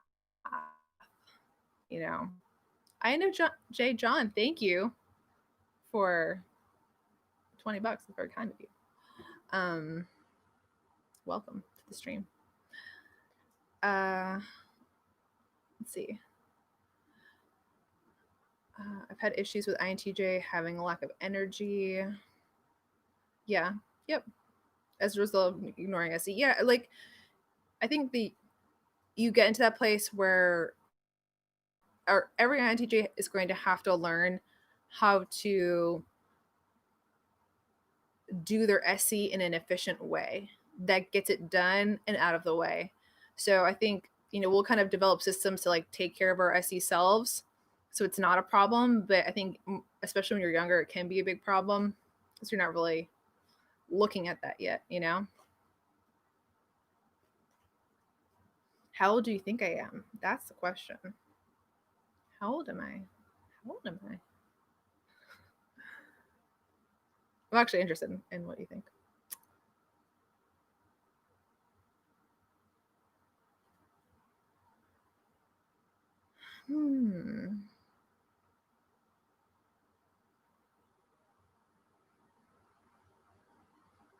Oh, when you say practical, on the basis of fixing different items and equipment. Fixing. We can usually figure anything out pretty well. Like this is what I can say about fixing things. Uh, if I want to, and it's usually like, usually it's like I don't want to be bothered, but if I want to or have to fix like a thing or make something work or whatever, I can do it in a very sloppy way that works. So it's like not the TI right way. It's like the TE way that can get it done. And so it's like I don't have to deal with it anymore. But it's like definitely not respectful in the sensory. It's usually done with zip ties or like some paracord, or it's a very INTJ hacky way of doing something, but it's like I can't get it done. It's like I've pulled off some pretty cool things with zip ties and paracord.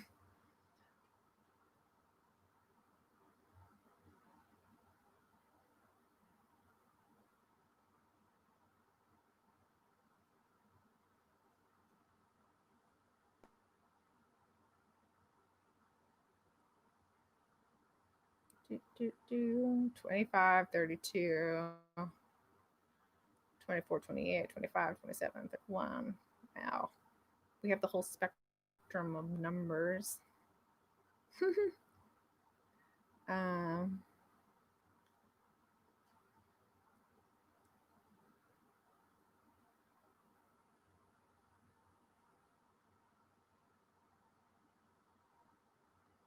81. Yes, you guys got it. I'm 81. Mm-hmm. You know why I look like this though? Because I don't eat meat. That was an FI joke. You're 96 years old today? Wow. A lesson to us all. INTJs are born 45. That's true. I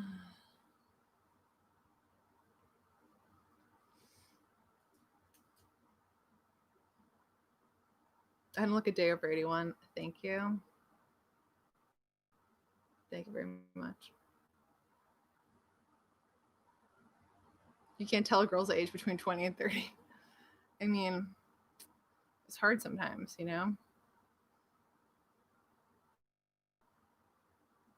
It's like, it's not that I can't guess someone's age. It's more just like, it's something I never think about how old someone is.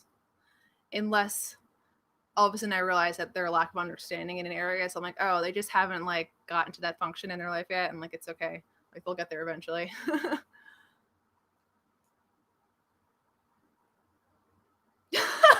Wes. Okay. All right, where are we? Wow, I'm at an hour and 54. Doing great. You know what? That's because I'm not talking too loud. I've learned to I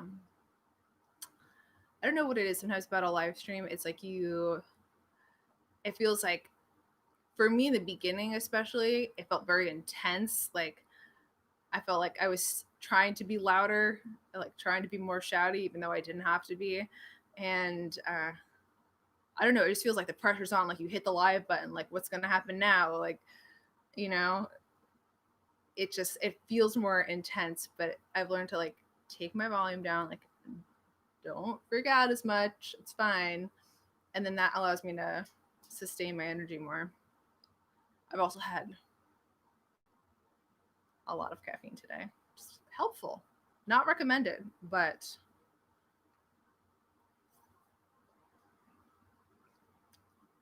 you've been sitting in the car and haven't gone to the house yet.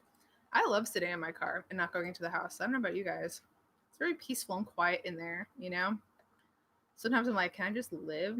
I don't want to live in my car, but like very peaceful, quiet.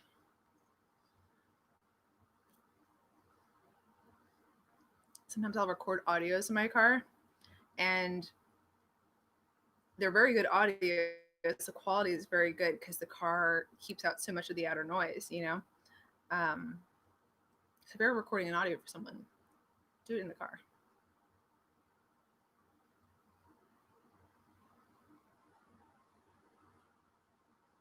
So I do listen to some podcasts. I was almost going to, so I'd written a script for the next video, I'm going to be filming for the 8 cognitive functions. It's a preview of what it's going to be. It's going to be the 8 cognitive functions. What was it called? 8 cognitive functions. Like being grateful for each other, but it's like basically like the axis of function. So it's like TE saying why TE is grateful for FI, right? And usually my videos in this are kind of like funny, but like this one is a little bit funny, but it's also kind of like real on, I don't know. Like after like writing it, it kind of hit me in the FI, and I was like, I don't know if I'm ready to film this tonight. Like it was, so I was like, I'm gonna film, or I'm gonna do a live stream, something a little bit more like upbeat, and then I'll film it probably tomorrow.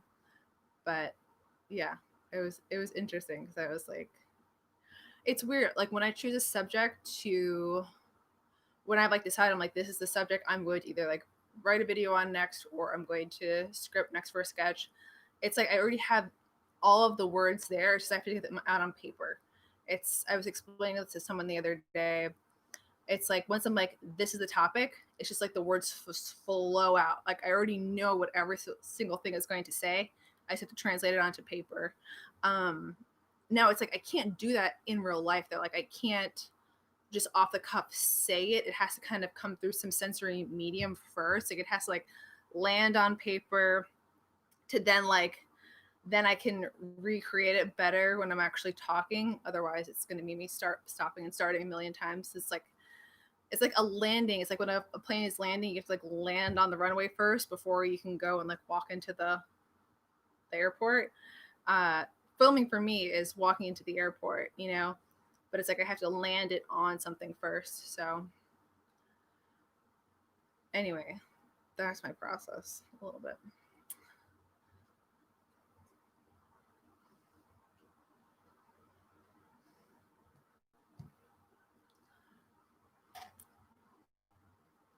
Struggle on making decisions.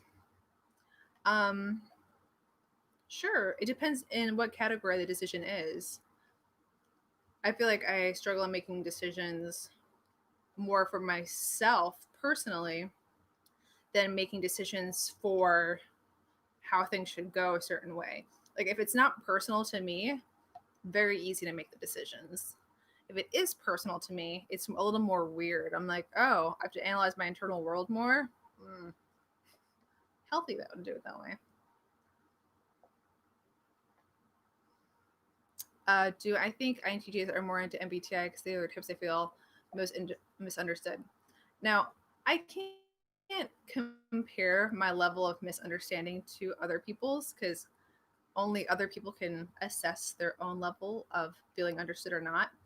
I have asked other people if they feel understood or misunderstood, or if they even care about feeling understood. And I do know there's quite a few types who have been like, I don't really think about that, or I don't really care. I don't, whatever. And so I do think that INTJs are more aware of understanding of others or self, or, how they're perceived in the understanding. Cause it's like understanding as like the whole, the big picture, the concept is like we're tuned into that. And so I feel as though we see understanding or not understanding pretty clearly. And so if it's misunderstanding as it relates to us, it's like we have this awareness to it. I think it's just NI in general. Uh, and so, yeah, I do think there could be more INTJs in type because of that, possibly, But there's also a lot of other reasons why people will come into type and not just that, And there's other types that feel misunderstood as well.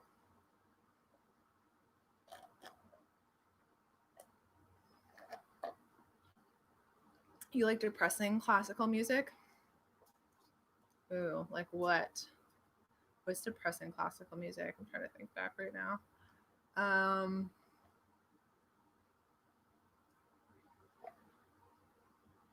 hmm.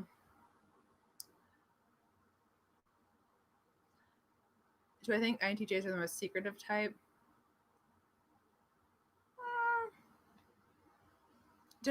Again, secretive with what? Like our internal world? Like we are a little bit more secretive with that. just because it's like we don't rate it as being important with a lot of things.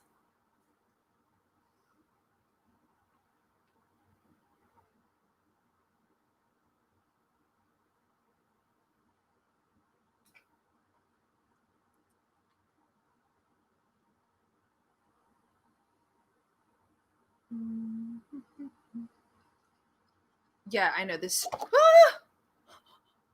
Uh-oh. I made a mess. The straw is bizarre. Now that's what I was going to show everyone, and now I had the remains of my coffee ice cream all over my pants. Can't wait to watch that one back on the replay. Okay. Look at you having to do Anthrax. I'm blaming this one on you. ITPs are ISTPs. See, I don't think ISTPs are secretive. I just don't think, but I know what you're saying. I think that they don't realize that they are secretive, but I don't think they're trying to be secretive. I think they just don't realize that they're not letting out information on like the emotional spectrum, and so they can be kind of hard to read. But it's like they're not trying to do that. They're just like not prioritizing it.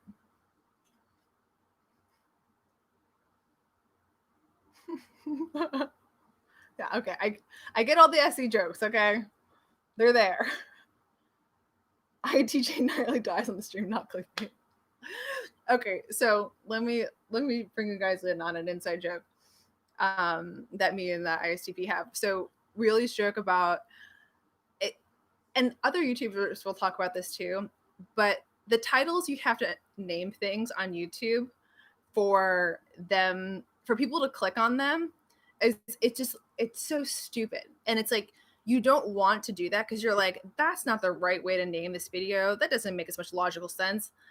But it's like, yeah, that's what works though. Like people's brains just work that way. And it's not up to you to decide or for you to like or any of it. It's just how it works. And so we were like talking about, you know, it's like always like if you put like a question mark at the end of things, like INTJ almost dives on live stream question mark. It's like put a question mark on any statement and it's like it makes it like a YouTube title, you know, and makes it like more click worthy. Or you can put like as a, so if any of you watch like Tech Lead, like he'll have any kind of normal title and then he'll be like as a millionaire at the end. It's like you can do the same thing with type. It's like learn how to call your mom as an INTJ, you know, and it's just like it's hilarious that how YouTube and how humans and how search works. And gosh, throw a question mark at the end of something, you've done it.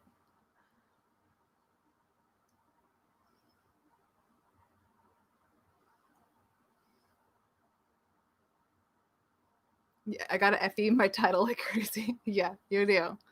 And that's what sucks too, is about having like TE. I feel like TI actually even gets it more because they have FE, but TE's just like, TE hates playing the FE game. It's like, I don't want to give people what they like because it's not what's real. Like that's not what's the substance is. That's not what it actually means, you know? And so it's like we hate playing the FE game, but it's not up for us to decide the FE game. The FE game exists outside of the human. Whether you like it or not, it's a real entity that exists in the world, the FE game. You can either choose to leverage it, understand it, know how to use it, know how to navigate it, or you can let that ship sail. You choose your own destiny. I'm trying to be better at FE. It's still really weird though. Hi, Alex. Nice of you to show up 2 hours late. Just kidding. I got a little bit more left in me. We'll keep going. But my voice, I can kind of hear it starting to, you know. Oh, I have this snack. I haven't had one of these yet. This is called Smart Sweets. It's made with tapioca fiber, rice flour, chicory root fiber, malic acid, citric acid, fruit and vegetable juice, peach flavor, coconut oil, stevia, and carnauba wax.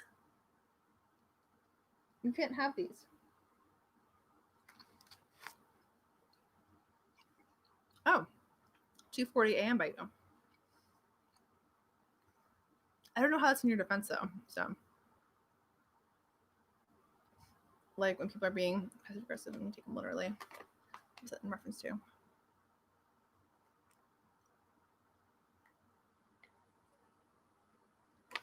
Yeah. Now the dog comes over.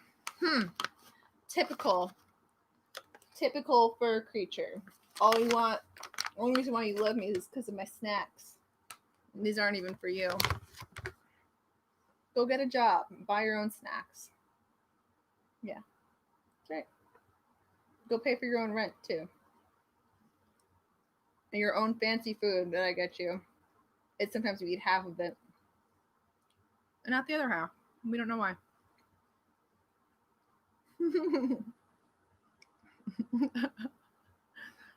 Yeah, I know. His ears are very cute. It's annoying because it's like he knows they're cute. And he knows when people are paying attention to him in real life. Like if someone's all of a sudden like, oh, what a cute dog. He shows off for the person. It's so annoying. He'll like pick up a little leaf on the ground and he'll throw it up in the air. And they'll be like, oh, what a cute dog. Like he's even cuter.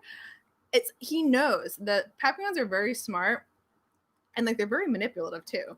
Like he knows how to manipulate the humans. Yep. Get a job and pay for your own dog food.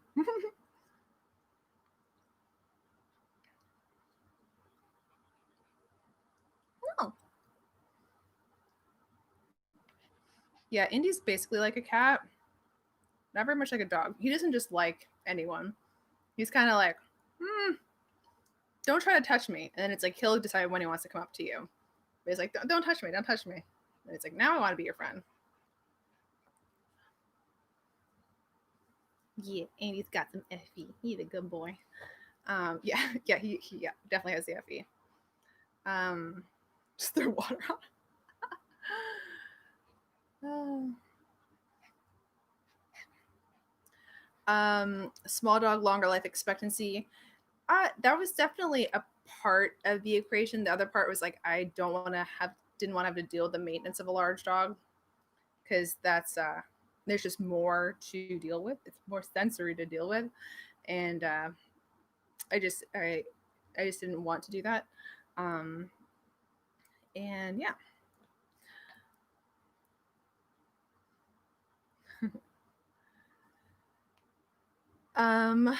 As an INTJ, how do you deal with problems like choosing between perfection and finishing a job in time? Well, great question. You have to realize that there's like no such thing as perfect, and you have to kind of categorize your range of good enough in order to meet the timeline. So sometimes it's like, yep, this could be better. That was really hard for me at first too, because I was like, like I have to produce this thing, it has to be out soon, but it's not as good as it could be. And that's really hard for us because it's like we see the potential of where it could be. And if it's not there, we're just kind of like you're frustrated with it. But you have to be like, okay, it's within this range of acceptable, and that has to be okay to meet the timeline. So, you could make the very best thing, but it's like if it had a specific timeline it had to adhere to, doesn't matter because like you missed the deadline. Doesn't matter how great it was, that sucks. So.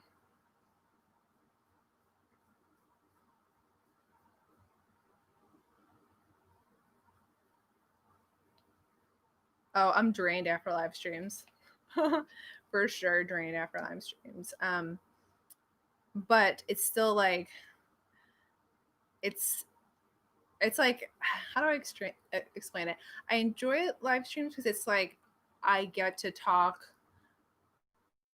to my friends. Like literally, I get to talk to my internet friends in sort of real life.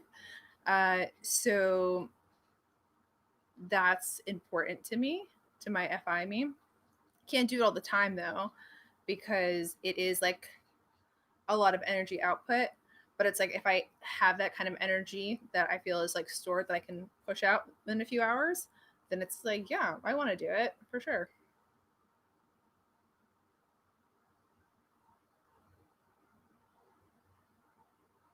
My dog's name is Indy. Simulation theory. Yeah, there's like a lot of that's such a rabbit hole, Alex. It's like I don't even know if I can dive down there right now. I say it's a theory. It's a theory. And that's about where I'm going to leave it. Uh the way in which we can perceive life and consciousness, there is a lot to be interpreted there, you know.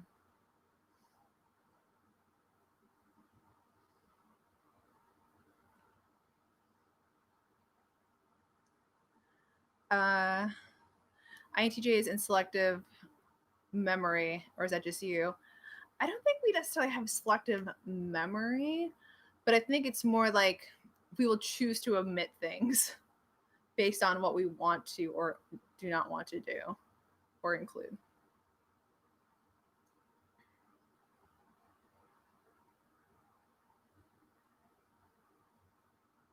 How far have I gone down the young rabbit hole? Um,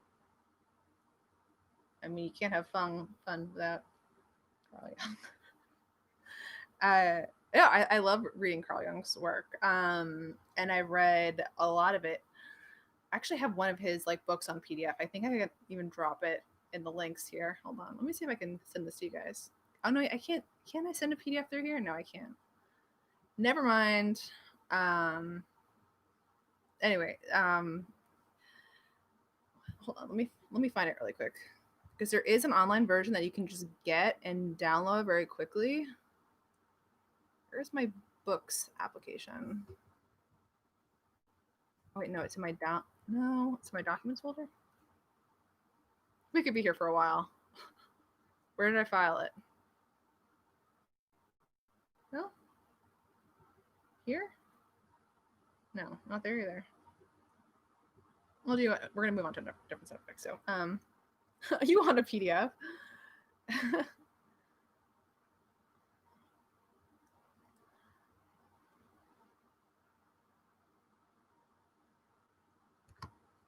Yeah, remembering things that aren't relevant to us. That's a great way of saying making an excuse for why I don't remember a lot of things. It's not relevant. Wasting too much of my brain energy on it. I think that's fair.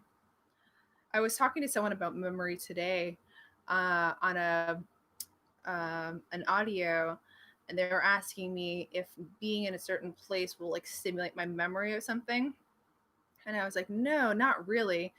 But if my memory is stimulated or like I am able to recall something, it's like I see it as a snapshot, not really like a movie or a video. It's like I'll see like snapshots, and that's really it. And it's just like the information is so little on the memory side. And what happens a lot is that, and this is so trippy, but it's like sometimes I'll tell someone about something at some certain time and then I'll completely forget about it. And then they'll remember the thing that happened and then they'll be like, oh yeah, remember when you told me this? And it's like I'm remembering the memory, and I'm just like that memory comes back to me like it's new. It's the most bizarre feeling. I don't know if any of you have experienced that, but when someone else remembers your own memory and it's like you had no recall of it at that time, that's wild. Very interesting experience.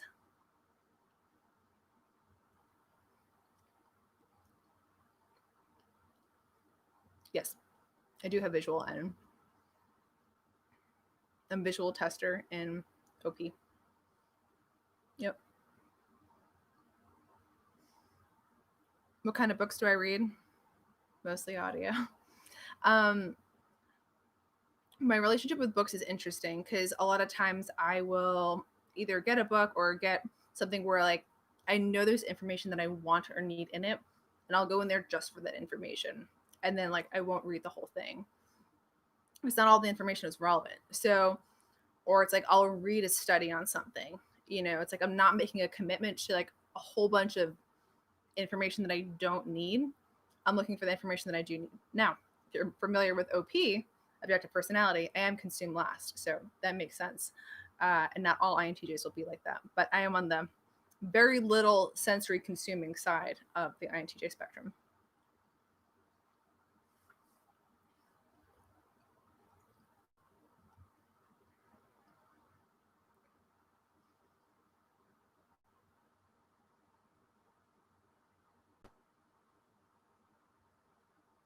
You remember snapshots too. Very interesting. Oh, book summary app. There's another book. I have another book summary app. I think it's called Lucid that I use. It's amazing. You just like, get all the best nuggets right out of it. It's fantastic. How long are my streams usually? No longer than this normally. Like this is kind of a long one at the time being. But I had that second cup of coffee about 50 minutes ago, so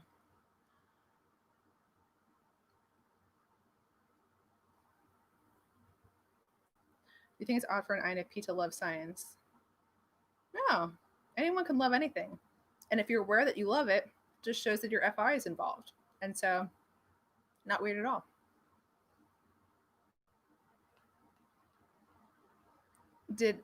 Prior to learning about functions, did you ever type as an INFJ or any other types?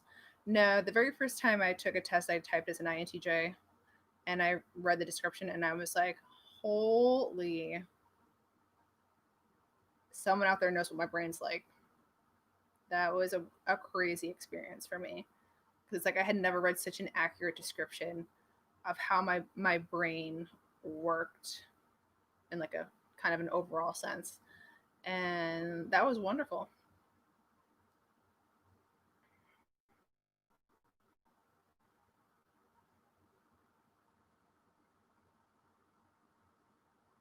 I missed a minute you were saying before anthrax. Oh, you're talking to mom. You gotcha. Cool. Um, yeah, I don't read fiction. I read some when I was younger, but not so much. It's 6:20 a.m. Wow, you've been awake all night. Wow, wild. What have you been doing all night? Anything fun? We're just here chilling. Saturday night, we played some Mad Libs earlier. I've been eating a crispy waffle with almond butter on it and drinking coffee. Uh, no need to apologize. It's 1 a.m. for you.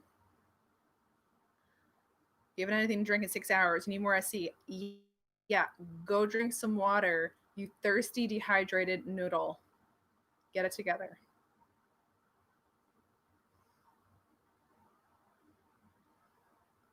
No fiction? No, it doesn't not get boring. It's just like, okay, here's another thing. Okay, here's a great question. This will be like the last topic we'll kind of end on. Okay, ready? I need everyone's full attention on this one because you're all a part of this. You're all a part of this subject group. This study. Okay, do you experience boredom, and in what context? Do you experience boredom, and in what context? Do you get bored? I'm very, very interested in this subject right now for reasons. Okay.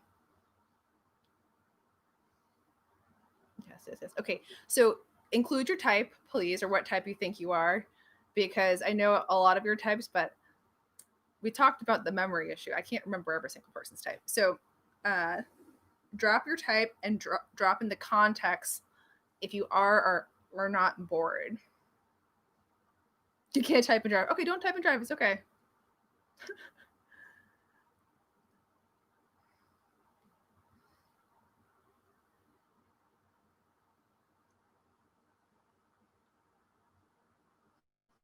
No. Blah, blah, blah.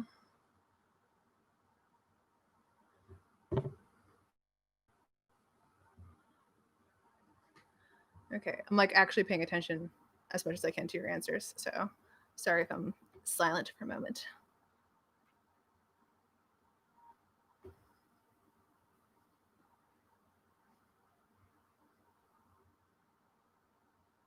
Mm-hmm. Very bored.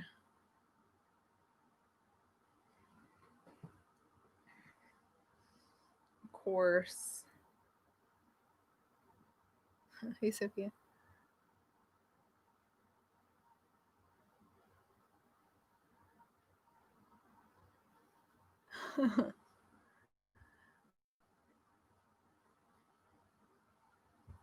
Yeah, TSE, I'm with you on that one.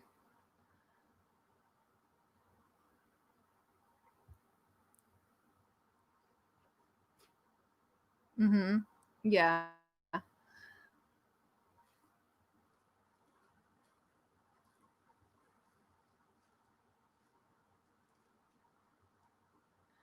So like, okay, so this is kind of what I'm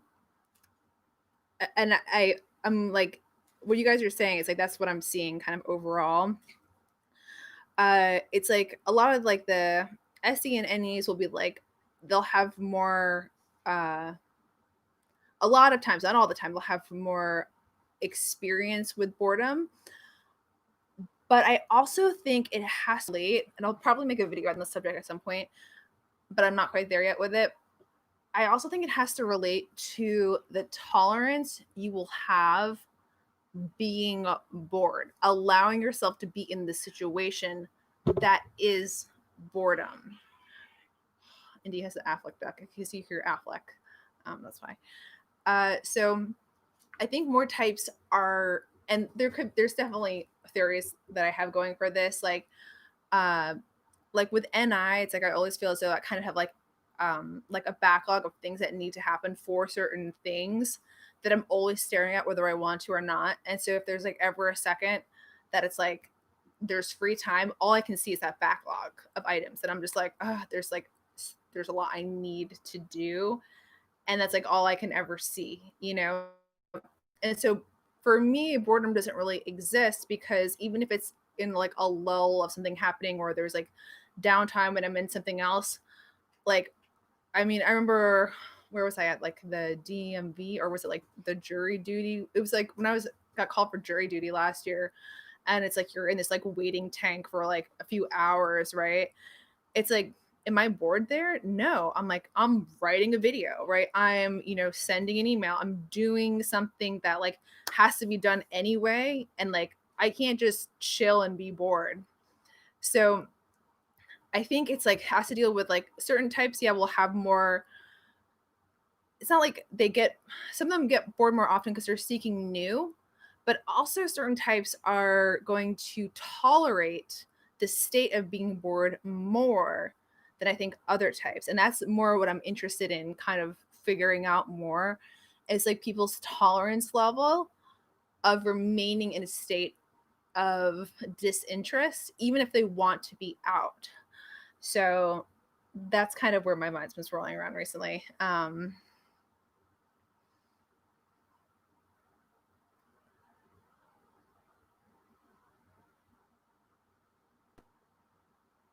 I see Dom's forgotten there's something to do. Yeah, I see that.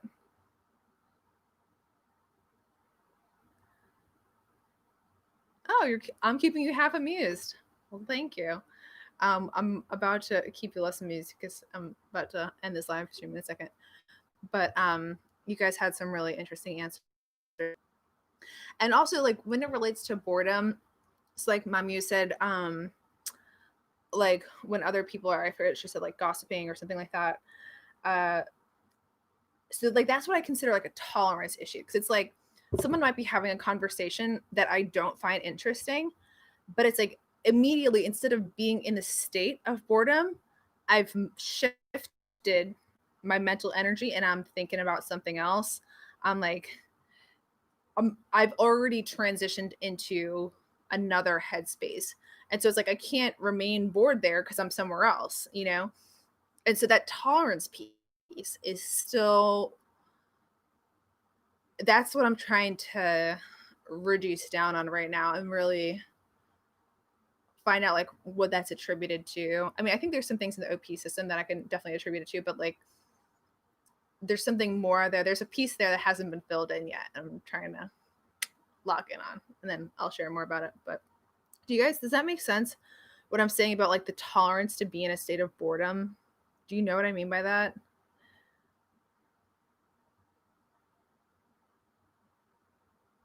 But like, how do you just do what you need to do? What is that like? See, Alex, like that is our cross to bear. It sucks feeling responsible for that. I wish I felt less responsible for like knowing and seeing and like being like I must be driven to like it's like the zombie or they're like all being like drawn in. Okay, you say it makes sense. Okay, cool.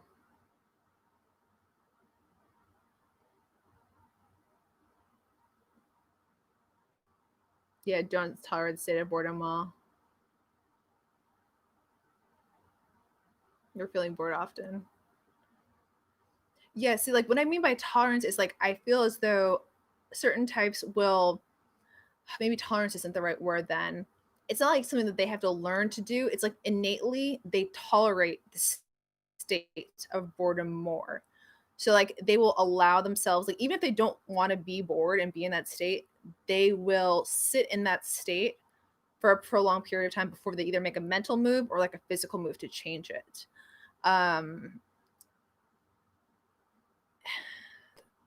Okay, I'm not gonna like keep because now it's like now I can't get out of like oh, I'm like oh gosh like it could be this, it could be this. I don't know. Okay, anyway, so yeah, the boredom topic is really interesting.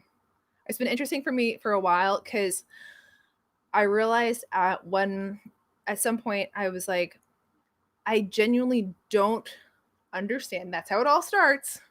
I don't understand something. I need to figure it out. I generally didn't understand how people felt boredom and like what in the brain made that possible to feel in a state of boredom. Because to me, it's like there's never enough hours in the day to like have the privilege. Like it feels like a privilege to be able to be bored and like not feel as though I'm responsible for doing anything, you know? Whether I get it done or not, like it doesn't matter. It's like that weight of like always knowing like there's always these 10 things on the backlog. And it's like as soon as you take one off, it's like another one goes in there, you know? And like that never it never ends. You're always looking at that backlog. It's not always great, that's for sure. Do I have strong FI? I mean, it's third in my stack. It's not really. And through OP, it's actually one of my weakest functions. So, no. I'm getting better at it, though.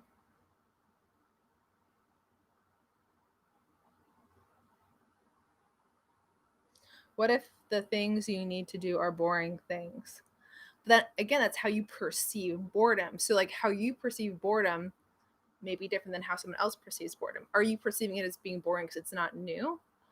Like, well, what is your perception of boredom? Like, that's what's interesting. Everyone's perception is different.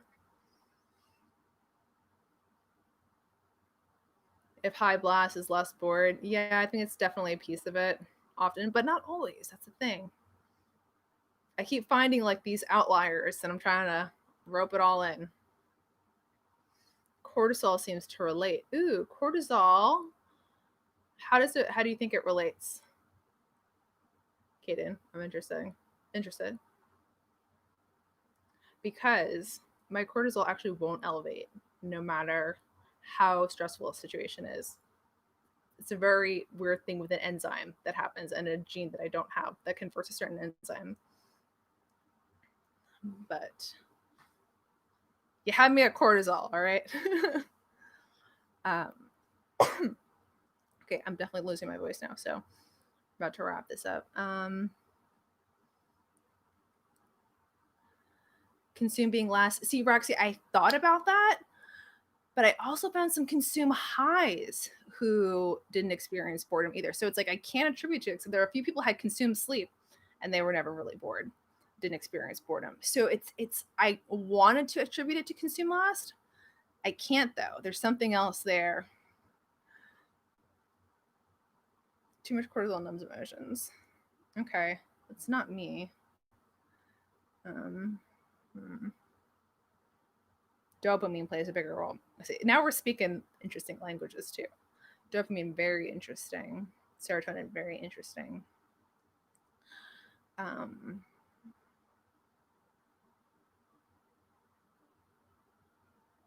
Boredom can be necessary for creativity. Interesting.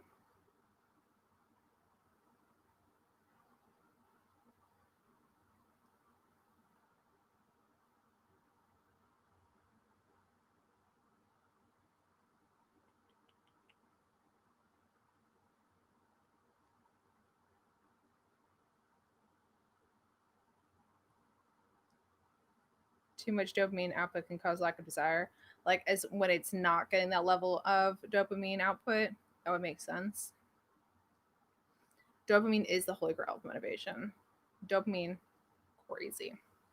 Feels great. You know what your savior functions do for you? Dopamine. It's like you're just like taking that dopamine. Feels great to do your saviors. That's why like we say we're like literally addicted to our savior functions.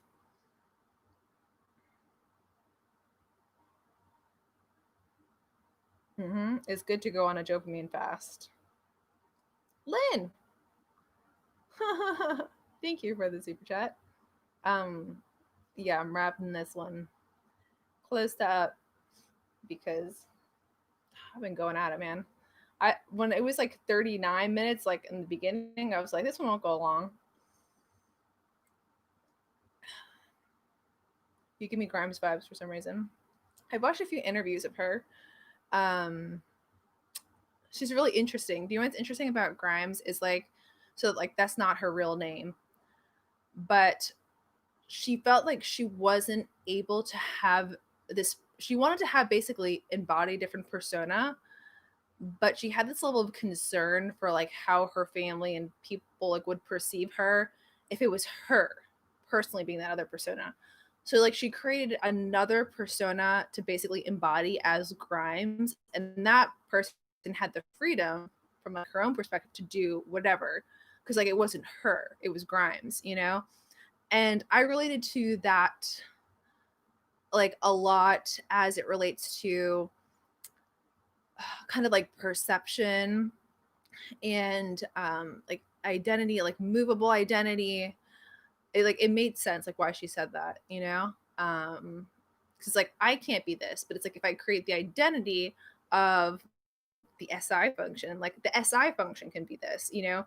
And that's why, you know, when people are like, oh, like you act, I'm like, I don't act because I'm not acting like people, I'm acting like things, like I'm acting like a function.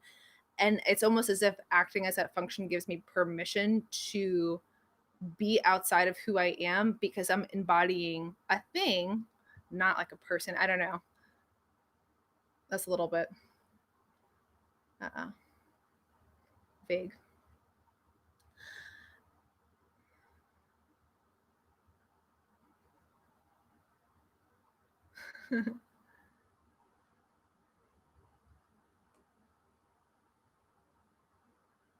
The longer it takes to get dopamine, the longer the attention span. Yeah. Greater tolerance for boredom. Yeah, see, it's just weird because I still don't feel like I am able to possess boredom or like it's like it through my perspective, boredom really does feel like a privilege. But that's probably just because I am permission to be in a state in which I can accept boredom. So it's weird, but like to me, I'm just like, oh man, it must feel so nice just to be like bored and like feel like you have nothing to do for like a few hours. Like it's so hard to get myself in a state where I'm just like, and like I'll do it. Like I have to force myself to be like, this is unplanned. Don't do anything time. Don't think about anything. Don't be like working. Don't be making notes on something. You know, don't be, you know. So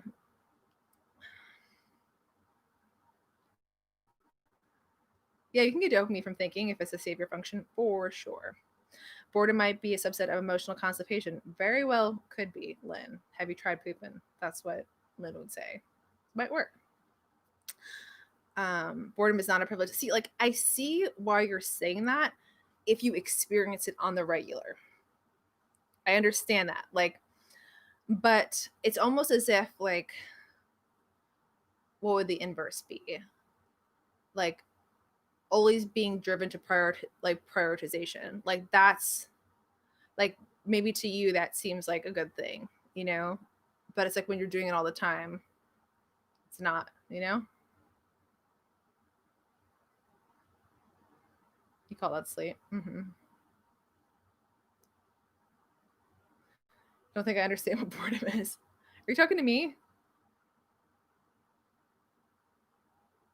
Is Elon Musk my boss daddy? No, but I want one of his flamethrowers. If anyone can get me one of Elon Musk's flamethrowers that are sold out, hook a sister up because I want one. It's called not a flamethrower. Anyone seen them? Anyone have one? um,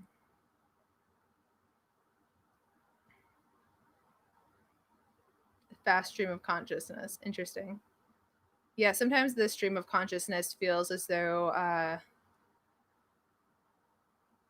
it's like you have to match up words to where the thought is, and like the thought moves so quickly because it can move outside of words, and sometimes it feels like you're going to miss it, or you'll miss being able to attach words to it as it's going.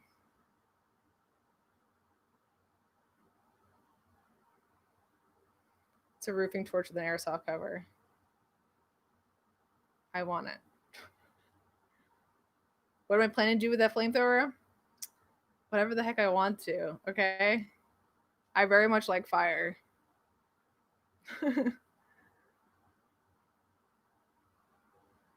Your thoughts are too fast for words. Yeah, that's like it's like the matching speed. It's like when you're syncing audio to like a video and you have the video in slow motion and you're trying to like sync the audio to it, or like you had the video going twice as fast and the audio is going regular speed. It's like trying to match the two up because like speaking it out is very sensory. It's like I'm having to communicate in the sensory, but like the abstract is the native playing ground, and that's operating at a much quicker, smoother speed. So the translation between the two is hard. Strange. Officer, this is clearly not a flamethrower. Listen, it says it on the box, not a flamethrower.